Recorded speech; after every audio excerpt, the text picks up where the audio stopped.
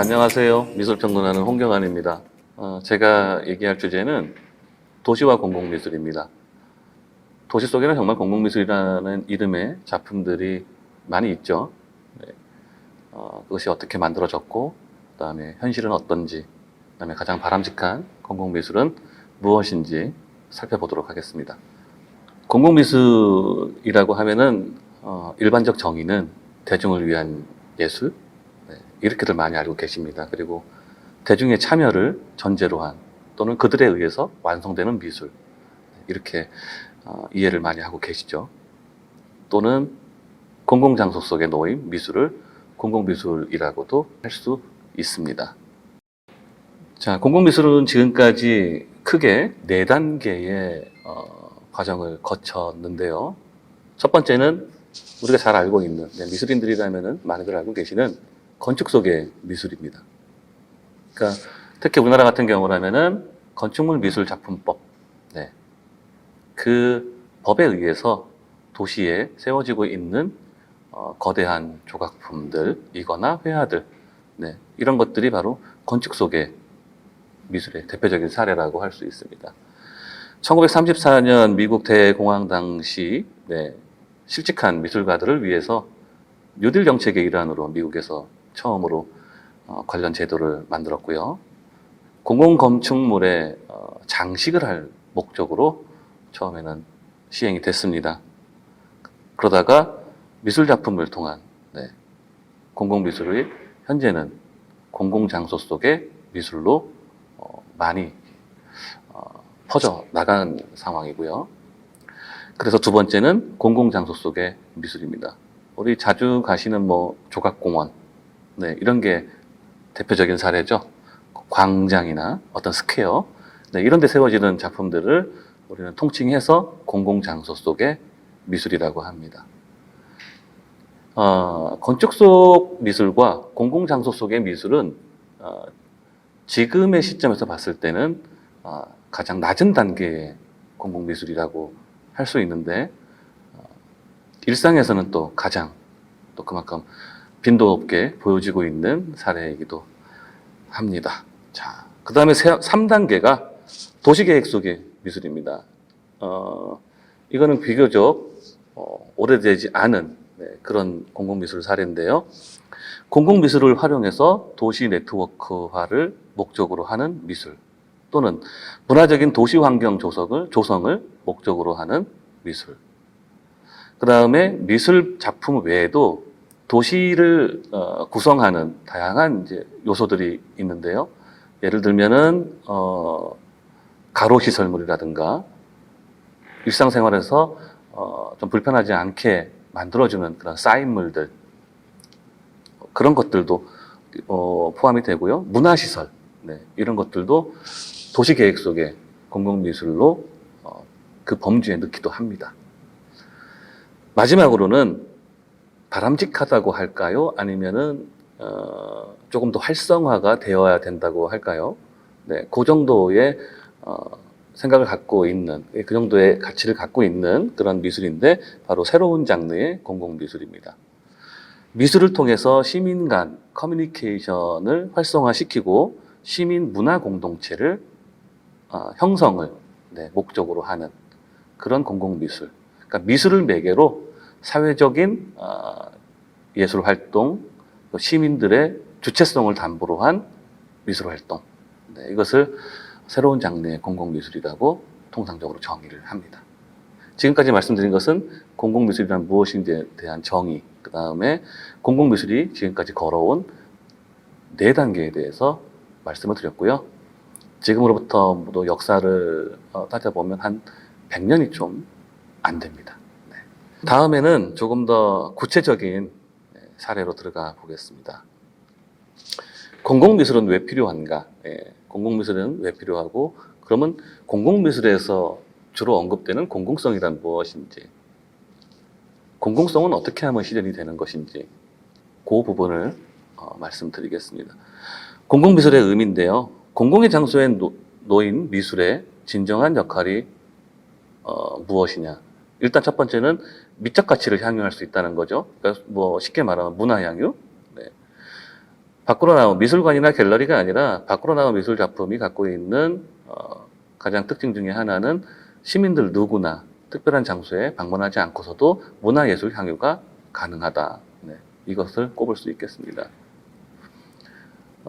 그러나 새로운 장르의 공공미술에 대한 정의를 소신껏 밝힌 수잔 레이시라는 사람이 있는데요.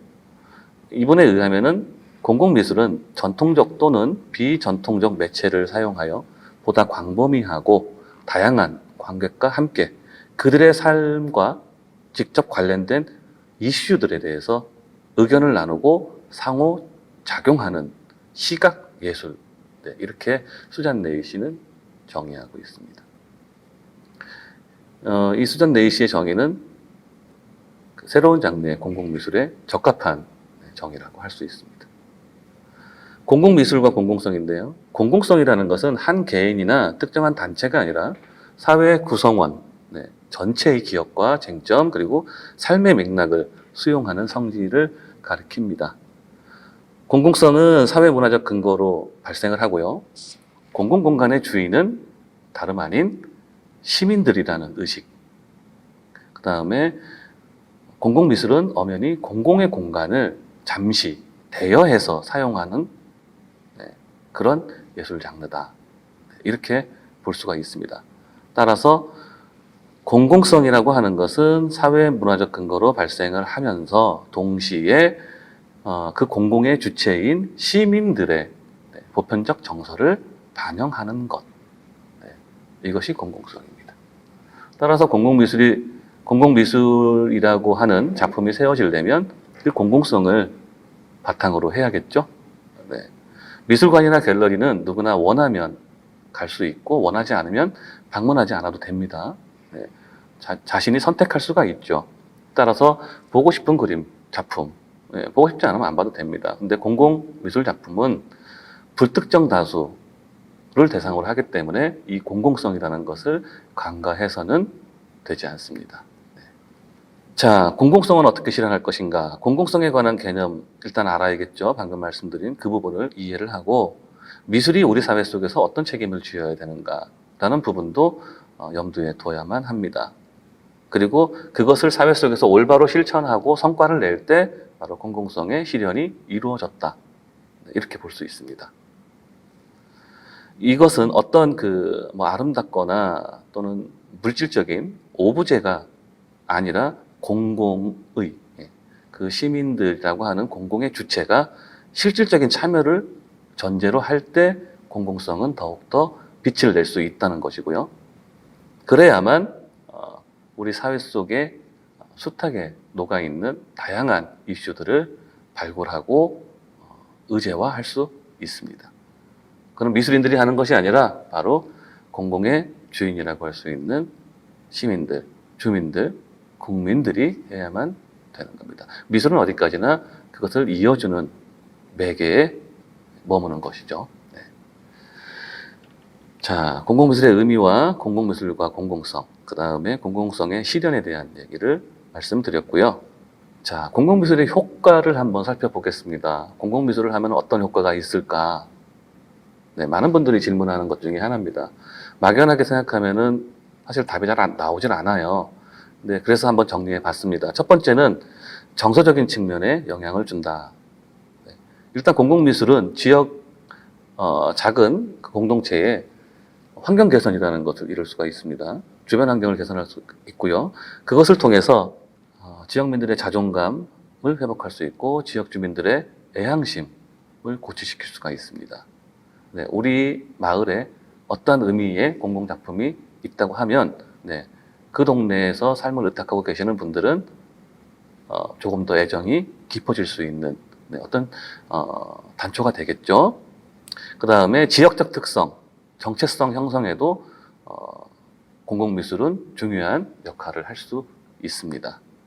또 그 공공미술 작품을 통해서 많은 사람들이 반응을 할 때 또는 그것에 관해서 토론하거나 어떤 의제를 삼을 때 분명히 공동체 문화라는 또 특별한 하나의 사이트를 만들어낼 수도 있겠죠. 첫 번째는 공공미술은 정서적 측면에서 효과가 있다. 두 번째는 사회 정치적 측면인데요. 공공미술, 그러니까 잘된 공공미술이라고 전제로 한다면 인구 유입이 이루어질 수 있고요. 또는 그 정신 건강에도 도움을 줄 수가 있겠죠. 또 인간적인 권리 혹은 사회 정의에 대한 행동 강화가 이루어질 수 있고요. 왜냐하면 공공미술 작품은 아무래도 보편적 정서를 반영하다 보니까 상당히 윤리적일 수 있고 도덕적일 수 있지 그 반대급부는 사실상 별로 없습니다. 네. 선한 가치를 추구한다는 거예요. 선한 가치를 추구하다 보면은 그에 따른 효과도 극대화될 수가 있겠죠. 또 다른 문화와 생활 방식에 대한 이해를 증가시킬 수 있는 효과도 노릴 수 있습니다. 세 번째는 문화적 측면인데요. 공공미술은 문화에 대한 접근성 증대를 통해서 문화민주주의라고 하는 그것을 구현할 수 있고요. 문화권을 확대시켜서 새로운 관객 개발에도 도움을 줄 수가 있습니다.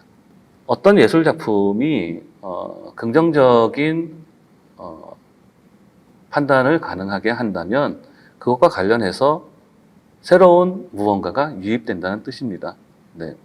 그 문화적 가치가 새롭게 형성이 될 수 있다는 거죠. 네 번째는 경제적 측면인데요. 어떤 작품이 만약에 우리 지역에 있다.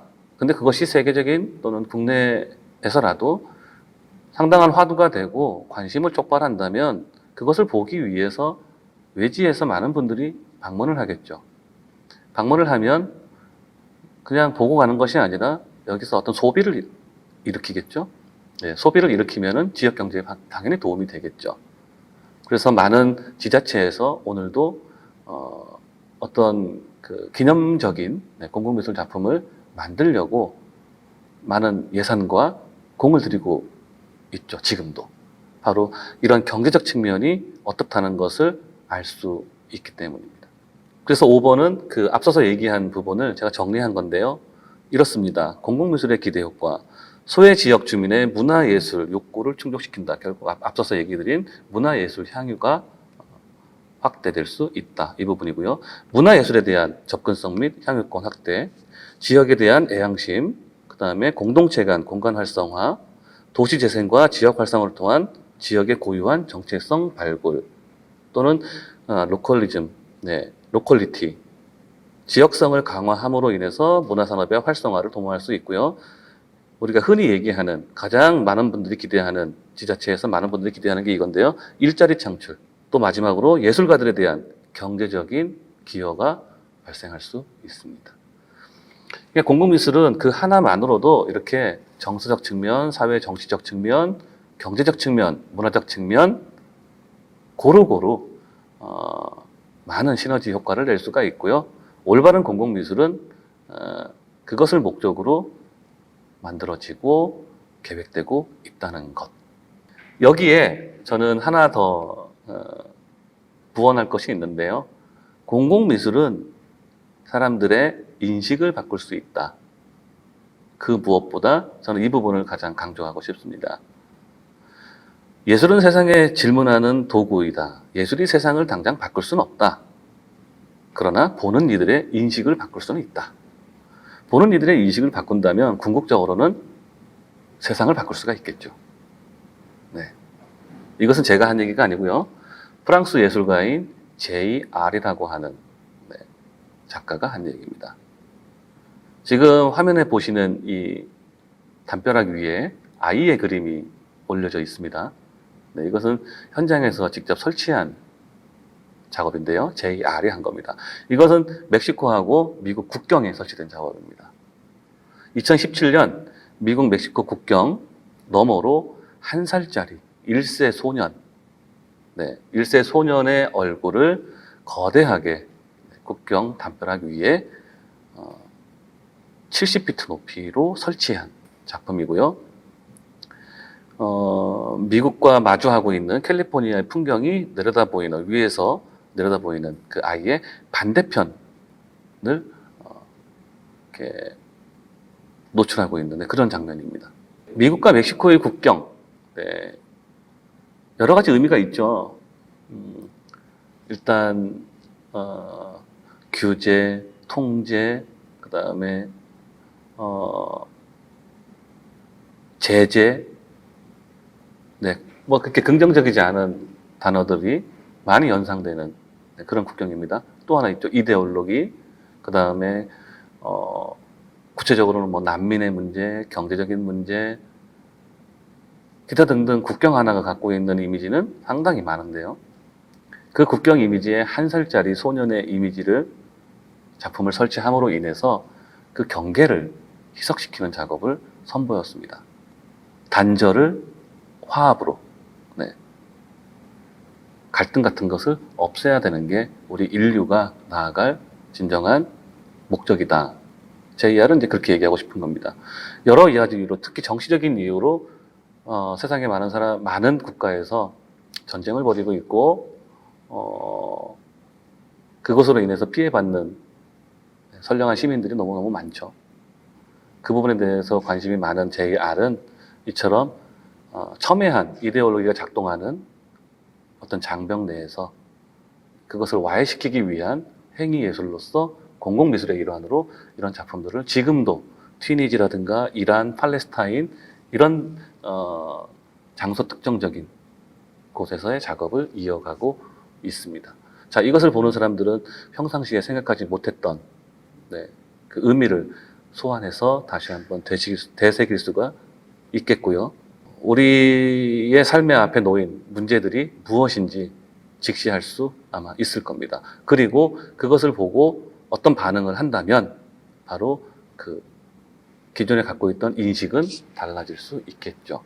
그리고 사회 속에서 실천하게 된다면 우리 사회는 조금 더 JR이 원하는 것처럼 조금 더 건강한 모습으로 바뀔 수가 있겠죠.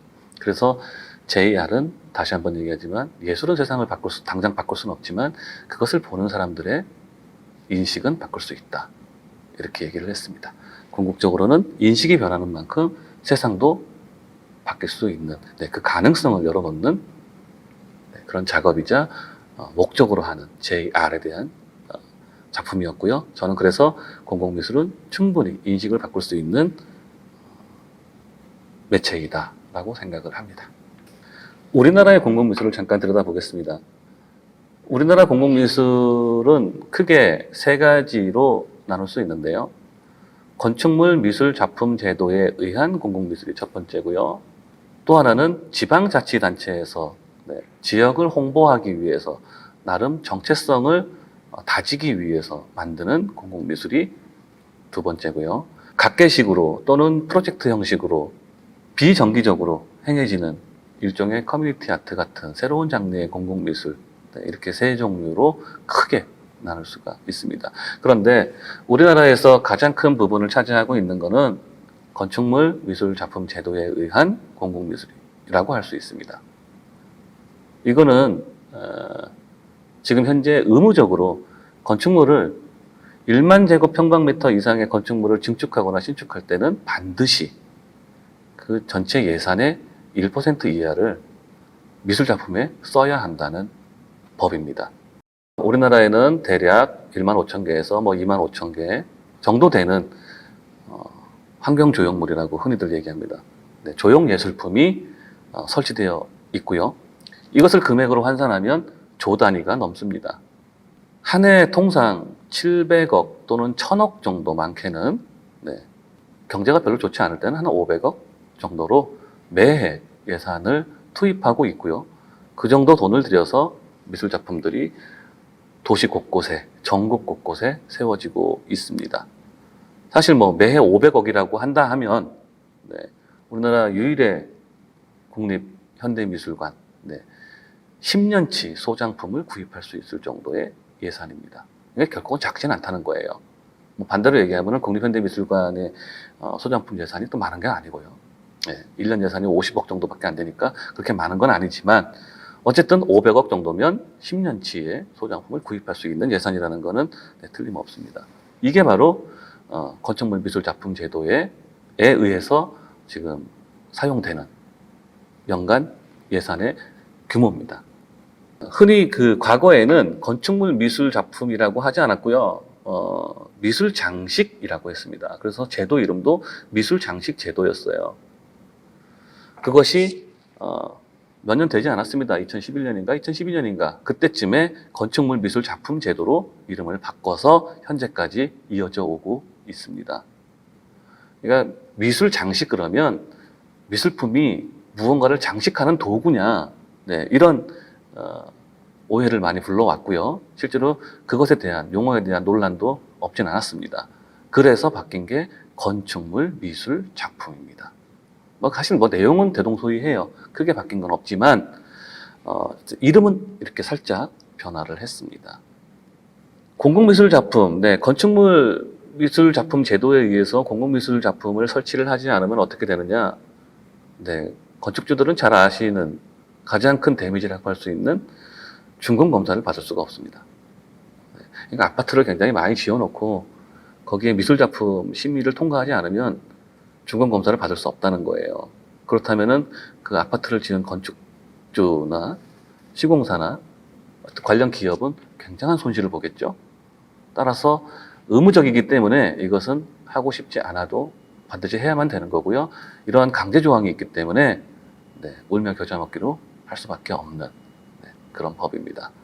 덕분에 네, 아파트를 가든 그다음에 도심의 대형 빌딩 앞에는 반드시 네, 정체를 알 수 없는 조형물들이 우후죽순 들어서 있죠. 네, 바로 이 제도 때문입니다. 근데 이 제도를 건축주들이 다 좋아하느냐? 그렇지 않을 가능성이 있죠. 네.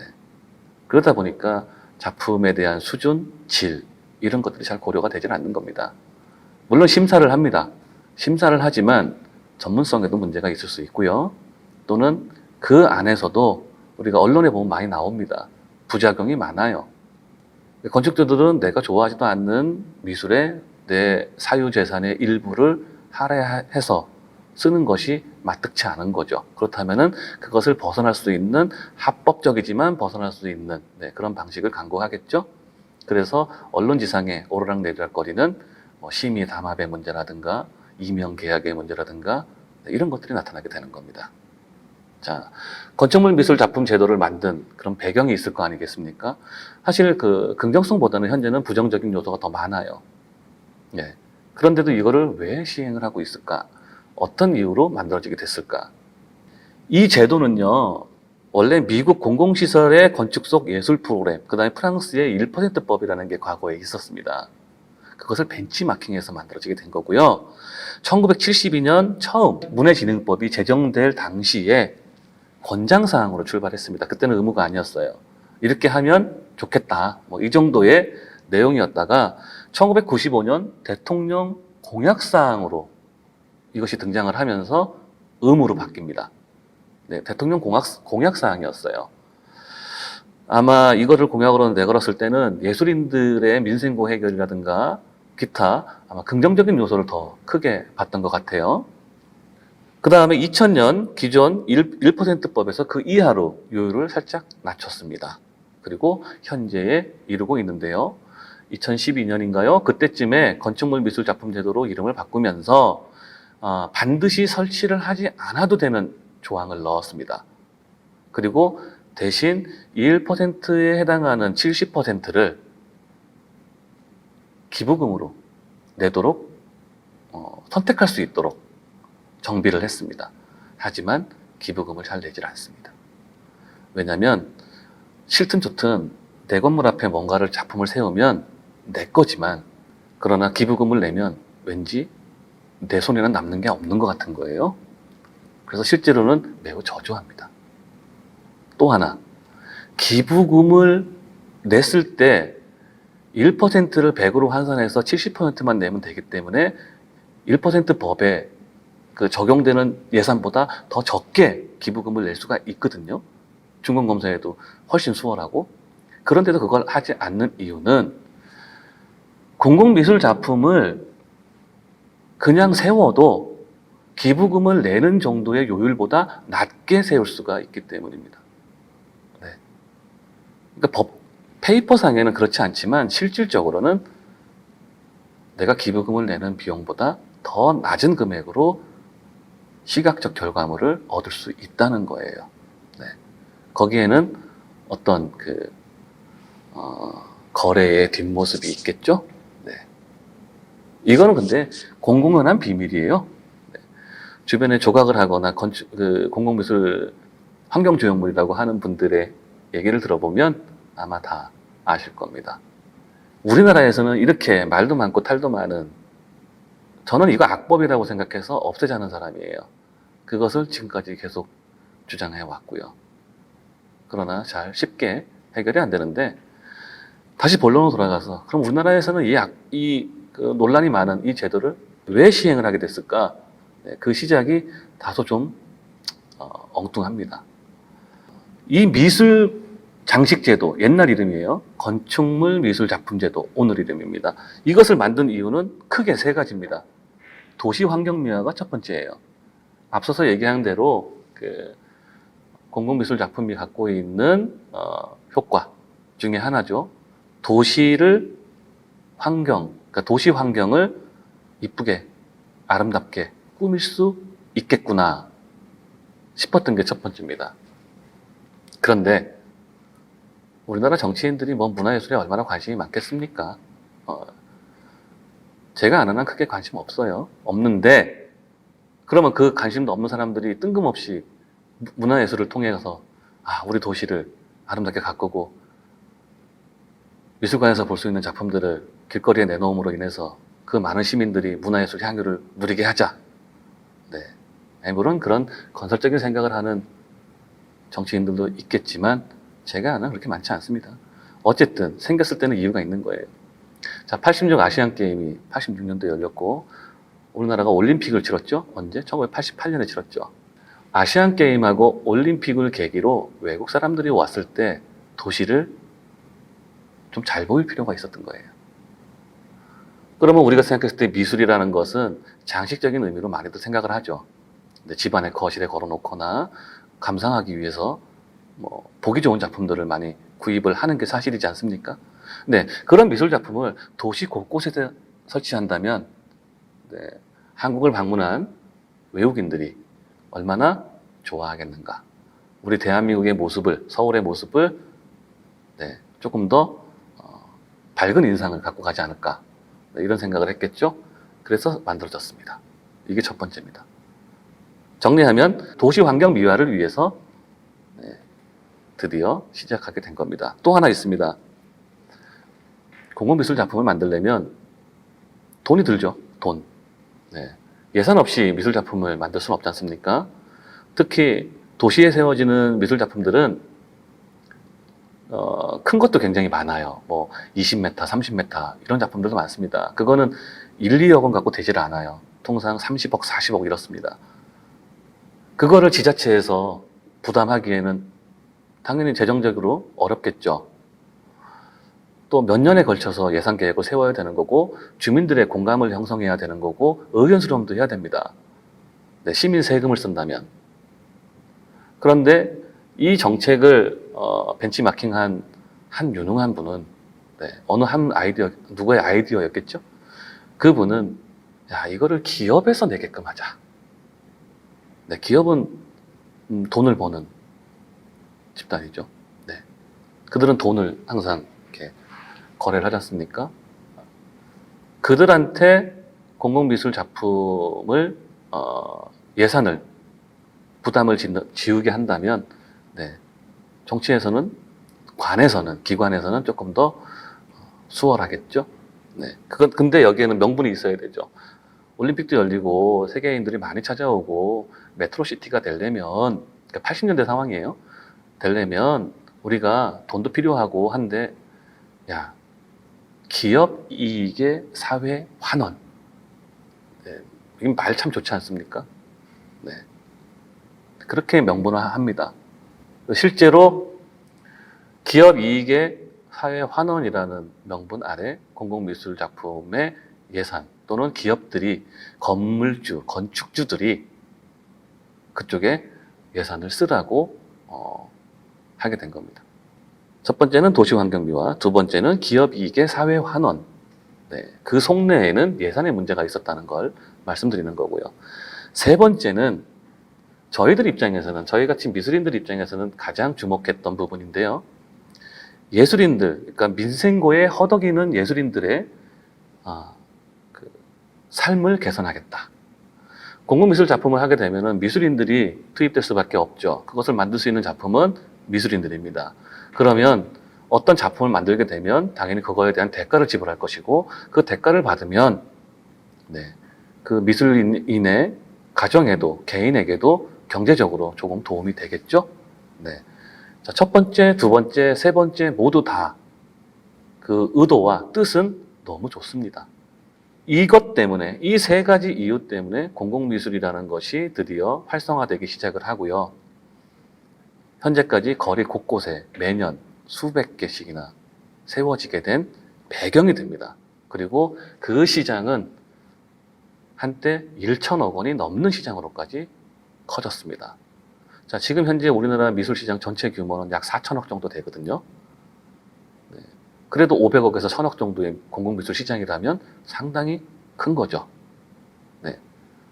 그만큼 큰 만큼 또 부작용도 많이 생겼지만 어쨌든 시작할 때는 이런 건설적인 의미를 담고 있었습니다. 이게 미술 작품 제도, 공공미술이라는 것이 우리나라에서 활성화가 되게 된 배경이라고 설명을 드렸고요. 실질적인 문제도 많지만 개념적으로도 공공미술은 아직도 해결되지 않는 문제점을 갖고 있습니다. 일단 여기엔 적시하지 않았습니다만은 공공의 주인은 분명히 시민입니다. 제 집 안방에다가 설치하는 것도 아니고 미술관이나 갤러리에 누구나 내가 원하면 볼 수 있는 공간, 하지만 싫으면 가지 않아도 되는 공간에 설치하는 게 아닌 공간에 세워지기 때문에 공공공간의 주인이라고 할 수 있는 시민들의 의견이 반영이 돼야 되죠. 원칙대로라면. 그런데 건축물 미술 작품 제도 등 그건 건축주의 의향이 반영이 되는 거고요. 정부나 지자체에서 세우는 그 조형물, 흔히 조형물이라고 하죠. 그런 거대한 조각품들, 시민들의 의견이 반영이 전혀 되질 않습니다. 그런 공공성이 결여된 것이고 공공의 주인인 시민들도 개입할 수 없는, 참여하거나 소통할 수 없는 공공미술이라면 실제로는 그건 공공미술이 아닌 거죠. 그런데 우리는 그걸 공공미술로 부르고 있는 거예요. 제가 주인인데, 어떤 사이트가 있고 거기에 내가 주인인데 내 주인의 허락 없이 작품을 세운다고 생각해 보세요. 기분 나쁘겠죠. 국민들이 지금 공공미술에 대한 개념을 정확하게 파악을 하지 못해서 그렇지 실상을 알고 나면 기분 좋지 않을 거예요. 몇 년 전에 서울시가 한강 고수부지에다가 100억 정도를 들여서 온갖 조형물들을 한강 고수부지에 설치를 했습니다. 그걸 설치할 때 서울시는 아마 아침에 운동을 하거나 또는 여기에 바람 쐬러 오시거나 가족끼리, 친구끼리, 애인끼리 와서 즐거움을 만끽할 때 미술 작품이 옆에 있으면 그만큼 더 문화적 향유는 커지고 뭔가 행복감, 포만감을 심어줄 수 있을 거다라고 생각했던 것 같아요. 그런데 시민들의 반응은 그렇지 않았습니다. 100억이나 들여서 미술 작품을 한강에다가 그렇게 많이 설치를 했지만 시민들의 반응은 자연은 그냥 자연스럽게 놔뒀으면 좋겠다. 미술 작품을 세운다고 갈대밭을 해치고 땅을 파고 거기다가 이해할 수 없는 구조물을 설치한다는 건 난 동의하기 어렵다.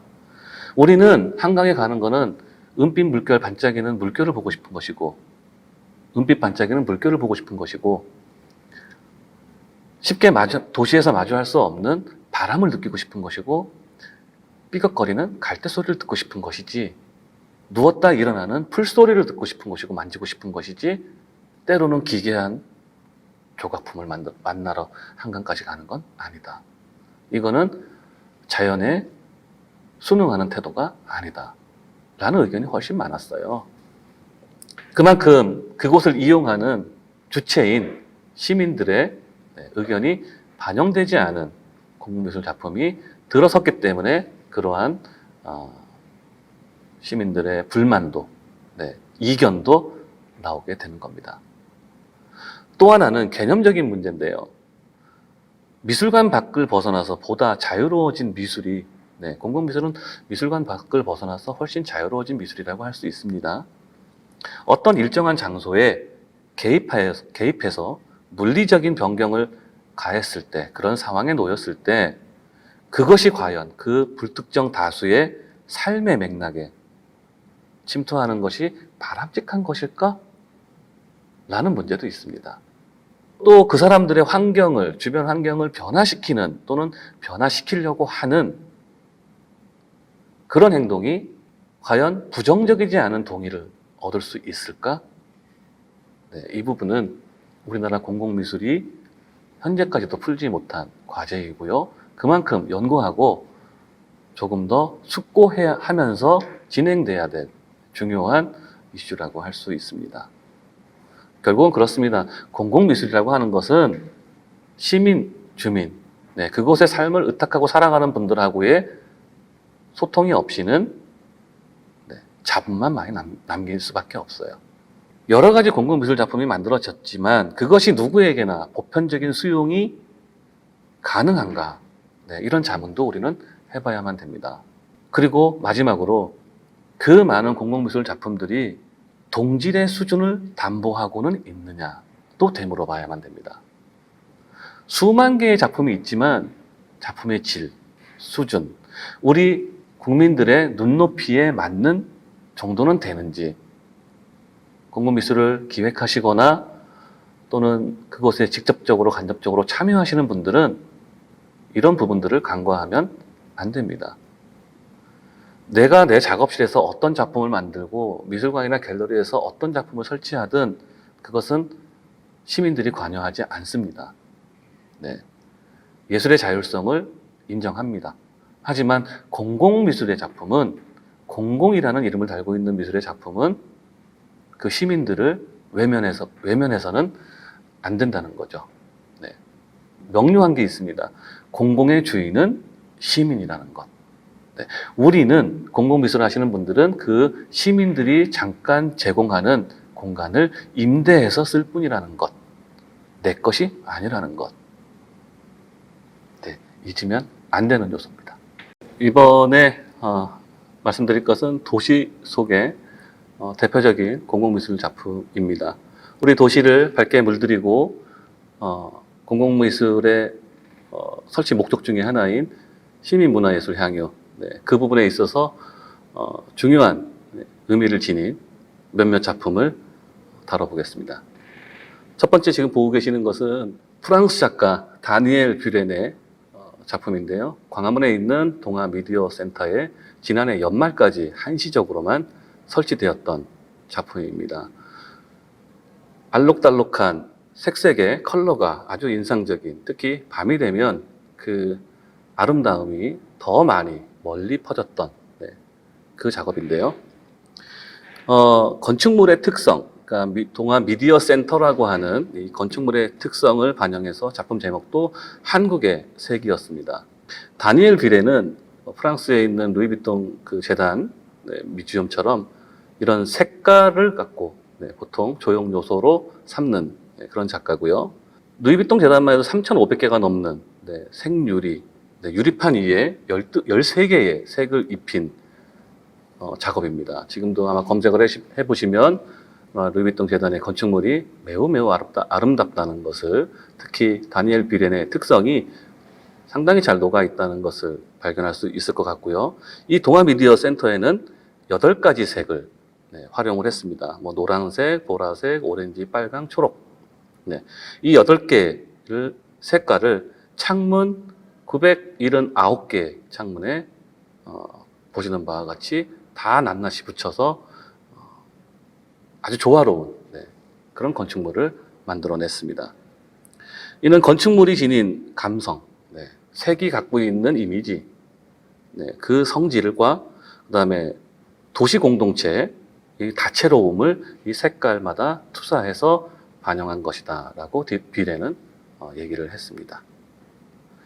비례는 인터뷰에서 빛, 공기, 바람 같은 자연적 요소와 건축물의 주변 환경이 이 작업을 만드는데 영향을 미쳤다라고 설명을 했습니다.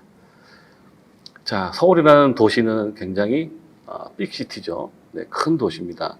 그곳에는 정말 많은 사람들이 다양한 성격과 개성과 네, 직업을 가진 분들이 모여서 있습니다. 그 특성을 979개의 창문에다가 반영을 한 것이고요. 그것을 비례는 서울의 도시적 감성으로 해석을 했습니다. 그러면서 비례 특유의 컬러적 감각은 또 놓지 않는, 네, 결국은 예술성, 저희가 추구하는 예술성과 도시적 감수성을 지역의 특성까지, 즉 장속성까지 버무린 네, 그런 작업이라고 할 수 있습니다. 이것이 지금은 만날 수 없다는 게 조금 아쉽긴 한데요. 네, 차후에 뭐 다른 건축물이라든가 네, 공간에서도 다니엘 비렌의 이와 유사한 작업을 만나실 수 있지 않을까 싶습니다. 또 하나는요, 너무너무 유명한 작품이죠. 네, 이 또한 광화문에 있습니다. 광화문에 가면은 은근히 주목받는 작품들이 많이 들어서 있습니다. 아무래도 서울에서도 중심에 해당되기 때문에 많은 사람들이 정말 오가는 곳이기 때문에 이런 그 공공미술 특성에 맞는 네, 공공의 미술을 장소 속 공공의 미술을 아마 하지 않나 해놓았지 않을까 이런 생각이 드는데요. 이 작품은 1980년 미국 뉴욕 파울라 쿠퍼 갤러리에서 처음 선보였고요. 이후 독일 베를린, 독일 프랑크푸르트, 스위스 바젤, 영국 런던, 그다음에 프랑스 파리 그 앞에 세워졌다가 우리나라에는 2002년 세계에서 7번째로 흥국생명 4옥 앞에 설치가 됐습니다. 바로 조던 브로프스키라고 하는 작가의 해머링맨입니다. 자, 이 작품은 포스코 빌딩, 네, 서울에 있는 포스코 빌딩 앞에 서 있는 아마벨이라는 작품과 유명성에 면에서는 아주 쌍벽을 이루는 대표적인 공공미술 작업으로 속하고요. 이 작품은 높이가 20m, 그 다음에 무게만 해도 50톤이 넘습니다. 굉장히 거구죠. 네, 검은색 실루엣으로 지금 보시다시피 그렇게 형상은 만들어져 있습니다. 이 작품은 움직이는 조각입니다. 오른쪽 팔이 일정한 시간을 주기로 하루에서 또 일정한 시간만큼 계속해서 움직이고 또 움직입니다. 반나절 동안 35초에 한 번씩 움직이도록 설계가 되어 있습니다. 따라서 그냥 서 있는 그냥 그런 조각이 아니라 움직이는 조각이기도 하다. 손을 움직이는 데는 이유가 있습니다. 끊임없이 반복하는 이 동작은 도시인들의 쳇바퀴 돌듯 살아가는 사람들의 삶을 상징합니다. 실제로 거기는 이제 직장을 갖고 계신 분들이 출퇴근하면서 많이 보게 되는 공간일 수밖에 없어요. 하지만 뭐 직장이라는 게 내가 출근하고 싶다고 해서 출근하고 안 하고 싶다고 해서 안 할 수 있는 뭐 그런 건 아니지 않습니까? 일정한 주기가 그 사이클이 있죠. 뭐 언제까지 출근해서 언제까지 퇴근하고, 지금은 뭐 코로나 시기이기 때문에 그것이 약간 변동이 있습니다만은 일반적이라면은 정시 퇴근, 정시 출근, 어떤 시간 내에 출퇴근을 반복하죠. 네, 그래서 이 35초 동안에 한 번씩 움직이는 이 팔 동작은 바로 그런 도시인들이 살아가는 삶을, 네, 그 삶의 주기를 빗대서 표현을 한 것이고요. 또 하나는 들고 있는 게 망치입니다. 망치는 무언가를 만들어내는 존재가 바로 인간이다 라는 상징적인 의미로 망치를 부착한 겁니다. 네, 인간은 도구를 사용하지 않은 동물이죠. 네, 그런 점에서 이 도구라는 것이 무언가를 만든다는 개념으로 지금 설치가 됐지만 사실은 문명도 바로 뭔가를 만드는 데부터 시작이 됐죠. 앞으로도 인간은 도구라는 다양한 도구, 우리가 예상하지 못한 그 어떤 도구도 앞으로 나올 수 있겠죠. 그것을 이용해서 미래를 건설해 가는, 네, 그래서 과거와 현재와 미래까지 이 도구라는 명사 안에 다 함축적으로 담아낸 그런 망치입니다. 생각보다 의미가 꽤 깊습니다. 그래서 무언가를 만들어내는 도구적 인간을 가리키기 위해서 망치라는 것을 설치를 했고요. 동시에 이 검은 실루엣은 노동의 신성함, 민족과 국가, 인종 등에 상관없이 인간이라면 누구에게나 인정되는 보편적인 권리나 지위를 보여줍니다. 눈, 코, 입이 없고 그냥 검은색 실루엣으로만 있기 때문에 흑인인지 백인인지 황인종인지 구분이 되질 않습니다. 네. 여기에는 차별이라는 게 존재할 수 없는 겁니다. 조던 브로프스키는 바로 그런 지점을 강조하고 싶었습니다. 어떤 특정 짓는 인상을 주는 그런 조형물이 아니라 누구나 내가 될 수 있는, 내가 그 안에 포함되는 가장 평등하고 가장 보편적이면서 균형에 맞는 그런 인간상. 아마 작가가 지향하는 인간상이지 않을까 싶습니다. 이 안에는 인종과 국가나 이런 경계나 구분이 없습니다. 그래서 검은색 실루엣으로 만든 겁니다. 해머링 맨이 지닌 또 다른 가치는 도시인들이 갖고 있는 그 부지런함. 이건 제가 한 얘기가 아니고 조던 브로프스키가 직접 한 얘기입니다. 도시인들은 참 부지런하다. 이 망치질 하는 것도 굉장히 부지런한 거거든요. 끊임없이 동일한 행동을 반복을 하죠. 그 다음에 성실함. 그것을 넘어서 내면의 나를 돌아볼 수 있는 기회가 되면 좋겠다라는 말도 덧붙인 적이 있습니다. 버스를 타고 가거나 이렇게 그 앞을 걸어가면서 저 작품을 볼 때 사람들은 가끔 생각할 겁니다. 그리고 제가 말씀드린 이 부분을 어느 정도 알고 계신 분들이라면 그래, 내가 도시인으로서 어떻게 살아가고 있는 것인가. 참 분주하게 앞만 보고 걷고 있지. 그렇게 살아왔지. 나는 나름 성실하게 열심히 노력하며 살았다고 자부하는데 뭐 기타 등등. 또 내일은 또 출근하고 언젠가는 또 시간이 되면 퇴근해야겠지. 네. 그런 생각들을 할 거라고 본 거예요, 작가는. 현대인들이 겪는 한편으로는 천편일률적인 삶. 도시인의 삶이기 때문에 그게 더 두드러져 보이는 측면이 있습니다. 실제로 그렇지 않습니까? 우리는 하루하루를 살면서 하늘을 한번 쳐다보기가 쉽지 않은, 무언가 굉장히 분주하게 쫓기는 그런 삶을 살고 있지 않습니까? 그러면서도 나를 돌아볼 수 있는 시간은 그만큼 줄어들고 있다는 것도 잘 못 느끼죠. 그래서 나와 닮은, 경계 없고 차별 없는 어떤 실루엣의 검은 덩어리를 보면서 그게 움직이는 걸 보면서 이게 인간의 형상을 닮았잖아요. 그러면서 나를 한번 반추해 볼 수 있으면 좋겠다.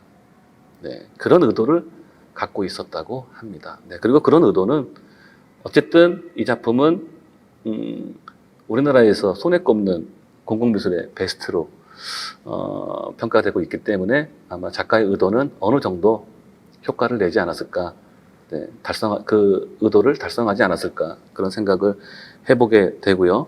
해머링 맨은 단지 사람들의 흥미를 끌기 위한 건물의 장식에 머물렀던 조형물의 개념을 시민들과 동반하는 공공미술로 거듭나게 한 그런 계기를 심어줬다는 것에 대해서 미술적으로의 그 평판도 아주 좋습니다.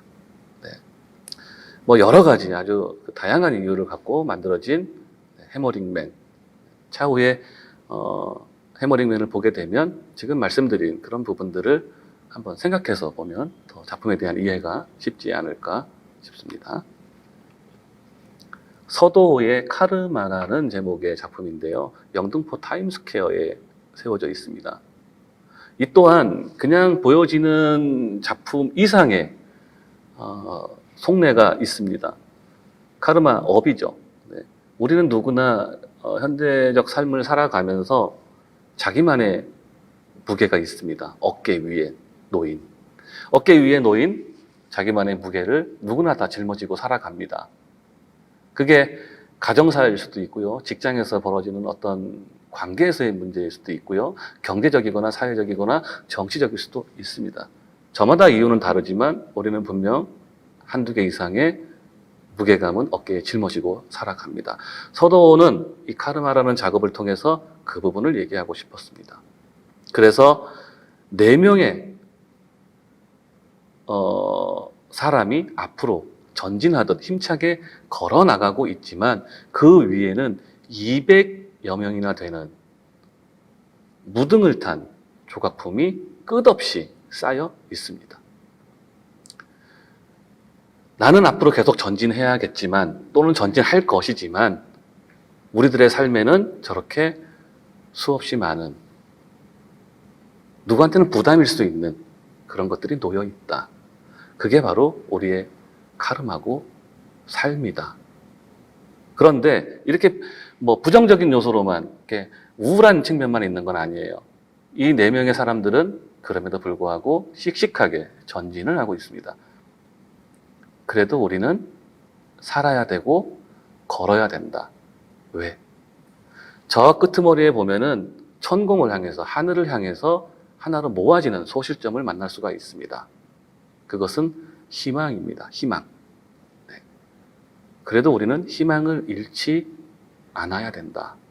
그게 비록 힘들고 버거운 삶일지라도 내려놓지 않아야 되지 않겠느냐라고 카르마는 묻고 있습니다.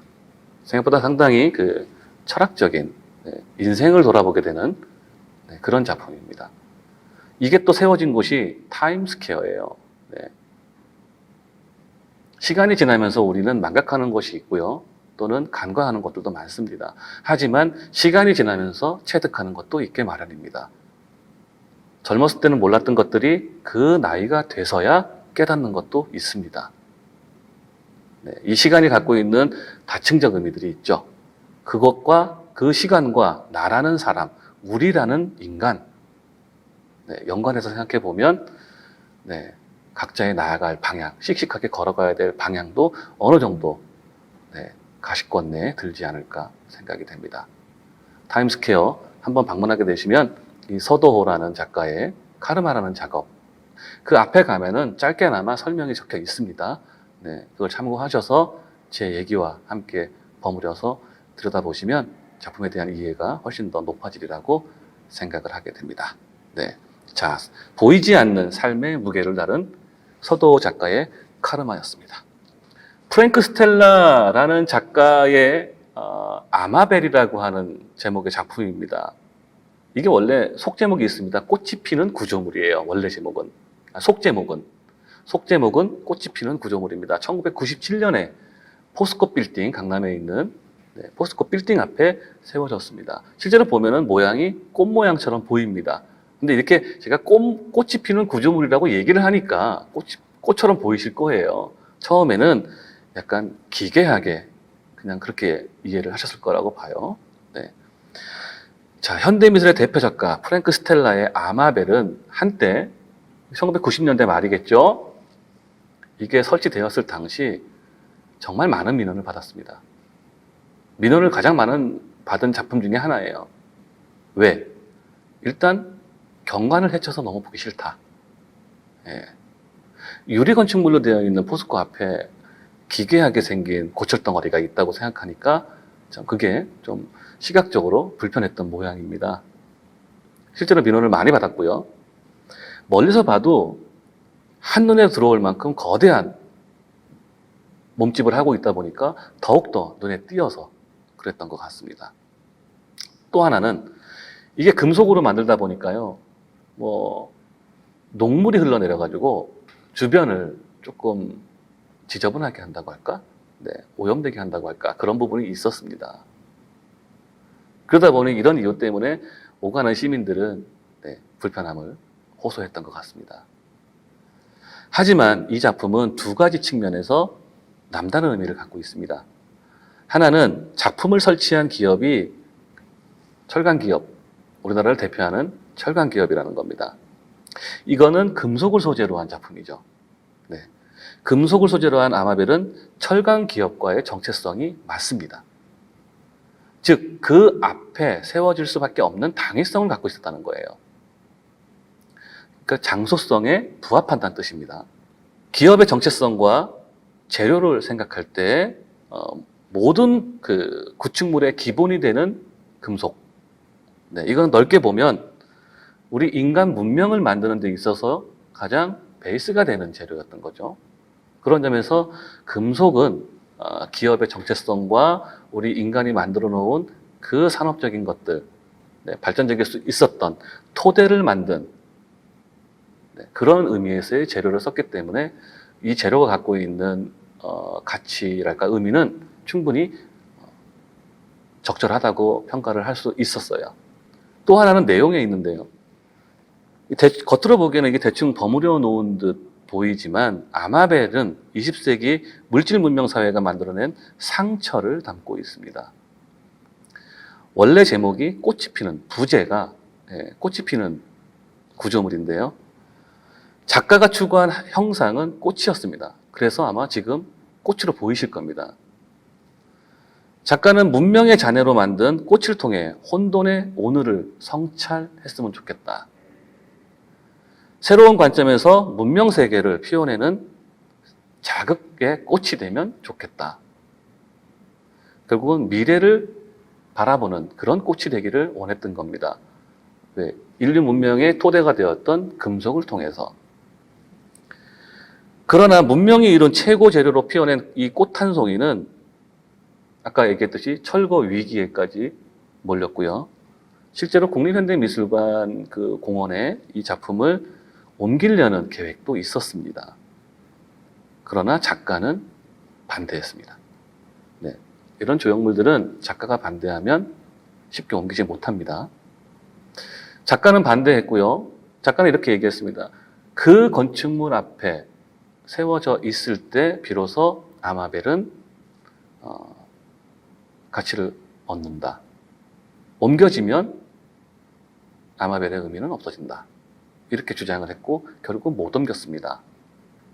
그래서 주변에다가 민원도 있고 하니 나무를 빼곡하게 심었습니다. 네. 그리고 시간이 지나면 이 작품을 이해할 날이 오겠지 라고 기대를 했고요. 지금은 그 나무가 없습니다. 네. 그만큼 1990년대에는 논란이 됐을지 몰라도 이 아마벨이 갖고 있는 지금까지 말씀드린 그 의미를 헤아리시는 분들이 많아졌고요. 더 이상 이 정도의 작품 갖고 불편해하거나 민원을 넣거나 그런 분들은 이제는 거의 없습니다. 그만큼 우리가 문화예술을 바라보는 시각과 교양적 수준이 높아졌다는 뜻이기도 하겠죠. 네. 자, 이 병풍 전략을 취했던 아마벨은 지금도 여전히 건재해 있습니다. 참고로 아마벨이라는 이름은 그 비행기 사고로 숨진 소녀의 이름에서 따왔습니다. 네. 비행기도 금속으로 만들죠. 이거는 한편으로는 제 생각인데요. 우리가 그렇게 거의 맹목적으로 추구하다시피 했던 과학주의와 그 다음에 무언가를 계속 생산해내는 문명이라는 이름으로 만들어내는 그 많은 것들, 때로는 그것이 우리를 힘들게 하거나 고통스럽게 빠뜨릴 수도 있다는, 쉽게 말하면 그겁니다. 한때 세계대전이 벌어지기 전에 서구에서는 과학에 대한 거의 신봉하다시피 믿고 신뢰를 했죠. 인류를 굉장히 편안하고 안락하게 만들 최고의 수단으로 판단을 했었습니다. 하지만 그 과학의 결과물이 그렇게 만들어진 금속으로 만들어진 그 결과물들이 결국은 어떻게 됐습니까? 한편에서 긍정적으로는 에펠탑을 쌓을 수 있는 것도 금속이었지만 총이나 대포나 미사일이 돼서 인간에 이렇게 위협을 가하는, 인간을 살상하는 도구가 되기도 했습니다. 이렇게 양가적 측면이 있는 게 물질 문명의 발전인 것 같아요. 그래서 아마벨이라는 이름은 아마 작가에게는 매우 신중하게 결정한, 고르고 고른 그런 제목이 아닐까 싶은 생각을 잠깐 해본 적이 있습니다. 자, 금속으로 만들어진 약간 그로테스크하지만 그 속내는 의외로 생각해 볼 거리를 제공하는 작품, 아마벨, 꽃이 피는 구조물에 대한 내용이었습니다. 네, 미술계에서는 이 작품에 대해서 상당히 긍정적으로, 호의적으로 평가하고 있습니다. 이 작품은 혹시 그 천안에 가시면 고속터미널 이용하게 되면 그 아라리오라는 그 그룹에서 만든 조각공원을 만날 수가 있습니다. 네, 모 백화점 옆에 공원이 조성되어 있죠.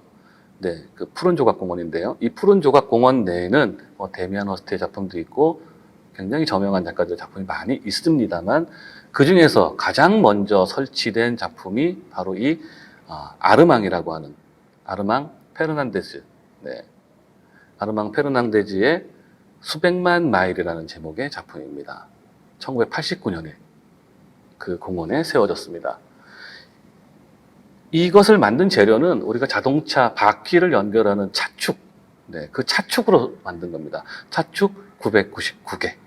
네, 999개의 차축을 높이 쌓아서 만든 아르망 페르난데즈의 수백만 마일이라는 제목의 작품이고요. 990개의 차축으로 만든 데에는 깊은 뜻이 숨겨져 있습니다. 예를 들어서 1000이라고 하면은 1000은 완결의 수입니다. 네. 1001 그러면 다시 시작하는 거죠. 999는 1000이 되기에는 하나가 부족하고요. 1부터 센다면 굉장히 광활한 숫자입니다. 상대적으로. 우리가 은하철도 999 할 때 그 999의 의미랑 똑같습니다. 네. 무한의 세계, 네. 완성되지 않는 세계, 하지만 그만큼 열린 가능성의 세계, 그것을 의미하기 위해서 아르망 또한 999개의 차축을 이용했습니다. 그러니까 999는 무한의 수라고 할 수 있는 거예요. 999는. 그래서 실제로 은하철도 999 보면은 우주를 기차를 타고 끝없이 여행하지 않습니까? 그리고 그 안에서 다양한 사건과 사고들이 만들어지죠. 네. 물론 은하철도 999는 상당히 기괴한, 애들이 보기에는, 청소년들이 보기에는 좀 무서운 애니메이션인데 어쨌든 999의 의미는 분명히 그렇습니다. 이건 제가 한 얘기 아니에요. 이것 또한 마스모토 레이지가 직접 밝힌 내용입니다. 네, 999의 수를 많이 물어봤을 거 아닙니까? 네, 아르망 또한 마스모토 레이지의 생각처럼 동일한 의미에서 999, 네, 무한의 수를 갖다가 사용을 했고요. 어떤 광활함, 무한함을 표현하기 위해 일부러 999라는 수를 선택했고, 아르망은 천안터미널에 이 아라리오가 처음 시작될 때 한국을 넘어서 세계로 무한대로 뻗어나가기를 바란다 라는 희망을 이 999개의 차축에 담았다고 합니다. 아라리오라는 그 그룹이 한국뿐만 아니라 세계적인 글로벌 기업으로, 또는 그 가치가 세상 구석구석 곳곳에 뻗어나가기를 바란다는 의미에서 999에 갖고 있는 개념을 끌어온 거예요. 그래서인지 실제로 아라리오 그룹은 그 이후 승승장구했습니다. 네. 아라리오를 만든 그 그룹의 회장은 세계 컬렉터 200위 안에 들 만큼 문화예술에 대한 투자도 많이 했던 게 사실이고요. 또 제주, 서울, 천안, 네, 전국 곳곳에 문화예술 플랫폼을 만들면서 대국민 문화예술 향유에도 기여를 해오고 있습니다. 지금도. 네. 아마 처음으로 선택한 작업인 이 아르망의 기원이 효과적으로 발화된 게 아닌가라는 생각을 잠깐 해봤습니다. 네. 자, 아르망은 그런 의미에서 의미가 있고요. 일반적으로도 우리가 이 아르망이 만든 이 수백만 마일이라는 의미를 제대로 파악한다면 나 개인에게도 무한한 긍정적인 힘을 얻게 되지 않을까, 또는 살짝 그것에 기대서 뭔가를 소원하지 않을까라는 생각을 해보게 됩니다. 이 앞에 서면 999, 그 무한의 수에 우리들의 삶도 동참될 수 있기를 작가는 아마 바라지 않았을까 싶고요. 스프링이라고 하는 클래스 올덴버그라고 하는 미국 작가, 팝 아티스트죠. 원로 작가인데 그 작가가 만든, 클래스 올덴버그는 세계적인 작가예요. 스프링이라고 하는 봄을 하기도 하고요. 그 다음에 말 그대로 이렇게 눌렀다가 놓으면 반동을 일으키는 그 스프링을 의미하기도 합니다. 모양을 보면 진짜 이렇게 누르면 이렇게 툭 튀어나오는 그런 스프링 같기도 해요. 네. 뭐 봄을 뜻하는 스페링이 같아요. 네. 자, 이것을 2006년 9월에 청계천 복원 1주년을 기념해서 서울 광화문 청계천 초입에 이 작품을 설치를 했습니다. 높이가 20m, 폭이 6m, 무게는 9톤. 네, 굉장히 또한 거구입니다. 자, 자신의 부인 코샤반 부르겐하고 공동으로 이 작품을 만들었고요. 모 통신사가 이것을 제작비를 댔고 나중에 서울시에 기증을 한 작업입니다. 여기서 우리가 주목해야 될 것은 청계천 복원 1주년 기념 조형물이라는 겁니다. 이 작품이 만들어질 때 우리나라 미술인들은 격렬하게 반대를 했습니다. 왜일까? 여러 가지 이유가 있었지만, 자, 일단 이 작품의 모양을 한번 볼까요? 정체성이 없습니다, 일단. 청계천하고 아무 상관이 없어요. 이게 소라인지, 뭐 지중해식 소라라고 하는데 그건 지중해 얘기고, 우린 청계천이잖아요. 자, 청계천의 역사와도 아무 상관없습니다. 자, 장소성을 배척한 조형물이라는 거예요. 공공미술에서의 장소성은 매우 중요하게 여깁니다. 그 지역적 정서와 장소성, 역사적 맥락을 헤아리지 않으면 효과적인 공공미술이라고 보질 않습니다. 근데 이거는 청계천 1주년이라는 의미적인, 그런 기념적인 그런 장소에 세워진 것임에도 불구하고 정체성이 불분명하다는 것. 그게 첫 번째였고요. 또 하나는 저는 평론가입니다. 평론을 하려면 제주도는 물론이거니와 하다못해 울릉도라도 평론을 하려면은 그 작가의 작업실에 가서 실제 작품을 봅니다. 네, 보러 가요. 비행기를 타고 가고 배를 타고 갑니다. 그게 평론가들의 의무예요. 실제로 작품을 보지 않고 평론을 쓴다는 거는 도덕적 윤리적으로 용납이 잘 안 되는 겁니다. 그러면 제가 30억짜리 뭔가를 맡아서 하는데 그 장소를 가보지 않는다면 어떻게 이해를 할까요? 미국에서 한국을 어떻게 이해를 할까요? 와보지도 않고. 청계천에 대한 역사를 공부하지 않는다면 거기에 부합하는 작품이 나올 수 있을까요? 네, 작가적 직업 윤리상 그래서도 안 되는 거죠. 근데 작가는 와본 적이 없어요. 그리고 주문 생산자 방식으로 만들었다는 거예요. 설계도만 주고. 자, 청계천 1주년하고도 아무 상관없고 그 역사적 맥락과도 상관없고 작가는 와서 보지도 않았어. 그런데 모 통신기업에 결국은 그것도 우리가 내는 매달 그 통신료 내지 않습니까? 그냥 우리 돈으로 만든 거예요. 그렇잖아요? 작가가 아무리 유명하다고 치더라도 그거는 예의가 아니죠. 근데 우리 미술인들은 그래서 반대를 했습니다. 반대할 이유는 합당했어요. 그러나 결국 이 작품은 설치가 됐고요. 네, 뭐 미술인들이 반대하는 경우가 종종 있어도 정치인들은 잘 들어주지 않습니다. 네, 표가 안 돼서 그런지 잘 듣질 않아요. 네. 역시 이 작품은 설치가 됐고 얼마 전에 또 돈 들여서 색깔을 새롭게 발랐습니다. 보수를 한 거죠.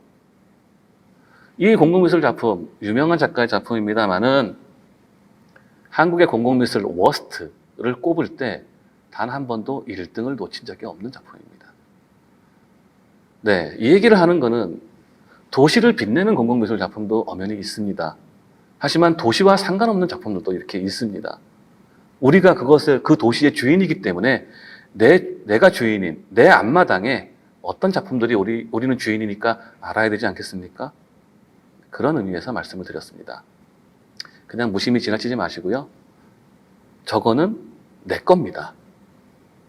네, 그 공공이라는 것은 그 주체는 우리입니다. 우리의 의사가 반영되지도 않고 참여할 수도 없었고 소통의 기회조차 없었던 작품들이 그렇게 많이 있다는 것. 네. 앞으로 만약에 공공미술을 얘기할 때 조금 더 관심 있게 보게 된다면 개선점도 관심 있게 보면 찾게 되겠죠. 네. 거기에 적극적으로 반응하는 것도 결국 우리가 주인이니까 해야 될 권리입니다. 네. 그런 의미에서 그런 차원에서 말씀을 드렸습니다. 자, 스프링 이름은 뭐 그럴싸합니다만은 소라탑인지 다슬기인지 용수철인지 샘인지 골뱅인지. 저 작품요, 마지막으로 좀 덧붙이면 맨 하단에 보면 구멍이 뚫려 있고요. 위에도 중간중간에 다 구멍이 나 있습니다. 저게 빗물이 쌓입니다. 저 안에. 그럼 사람들이 장난삼아 저거다 동전을 던져요. 소원을 빌어요. 네. 이 맞지도 않는 거 빨리 치웠으면 좋겠다. 네. 저는 그런 의미의 동전을 던졌어요. 꼴 보기 싫지 않습니까? 네. 인간과 자연을 결합한다고 그게 작가의 의도라고 하는데 한눈에 지각되지 않는, 네. 이해하기 쉽지 않은, 네. 그런 작품. 지금까지 클래스 올덴버그라고 하는 미국의 팝 아티스트의 작품 스프링을 보셨습니다. 우리가 밖에 세워있는 미술 작품들은 뭐 대부분 그렇지 않습니다만은 몇몇 작품들은 이렇게 겉으로 보기와는 다른, 네. 그 뜻을 헤아리면 고개가 끄덕여지는, 네. 충분히 인정받을 수 있는 그런 작품들이 간혹, 네. 있습니다. 도시 속에서 이 영상을 보시는 분들도 한번 찾아보시기 바랍니다. 네. 자, 이제는 사회적 의제로서의 공공미술인데요. 지금까지 보신 거는 도시 속의, 그러니까 건축물 속의 공공미술, 공공장소 속의 공공미술이었습니다. 지금 보실 거는 새로운 장르의 공공미술입니다. 네, 지금 우리가 공공미술이 어떻게 나아가야 되는지에 대한 방향을 알 수 있는 그런 사례입니다. 사회적 의제로서의 공공미술. 지금 우리나라의 날씨를 한번 생각해 볼까요? 갑자기 소나기가 내립니다. 그러다가 언제 그랬냐는 듯이 해가 창창합니다.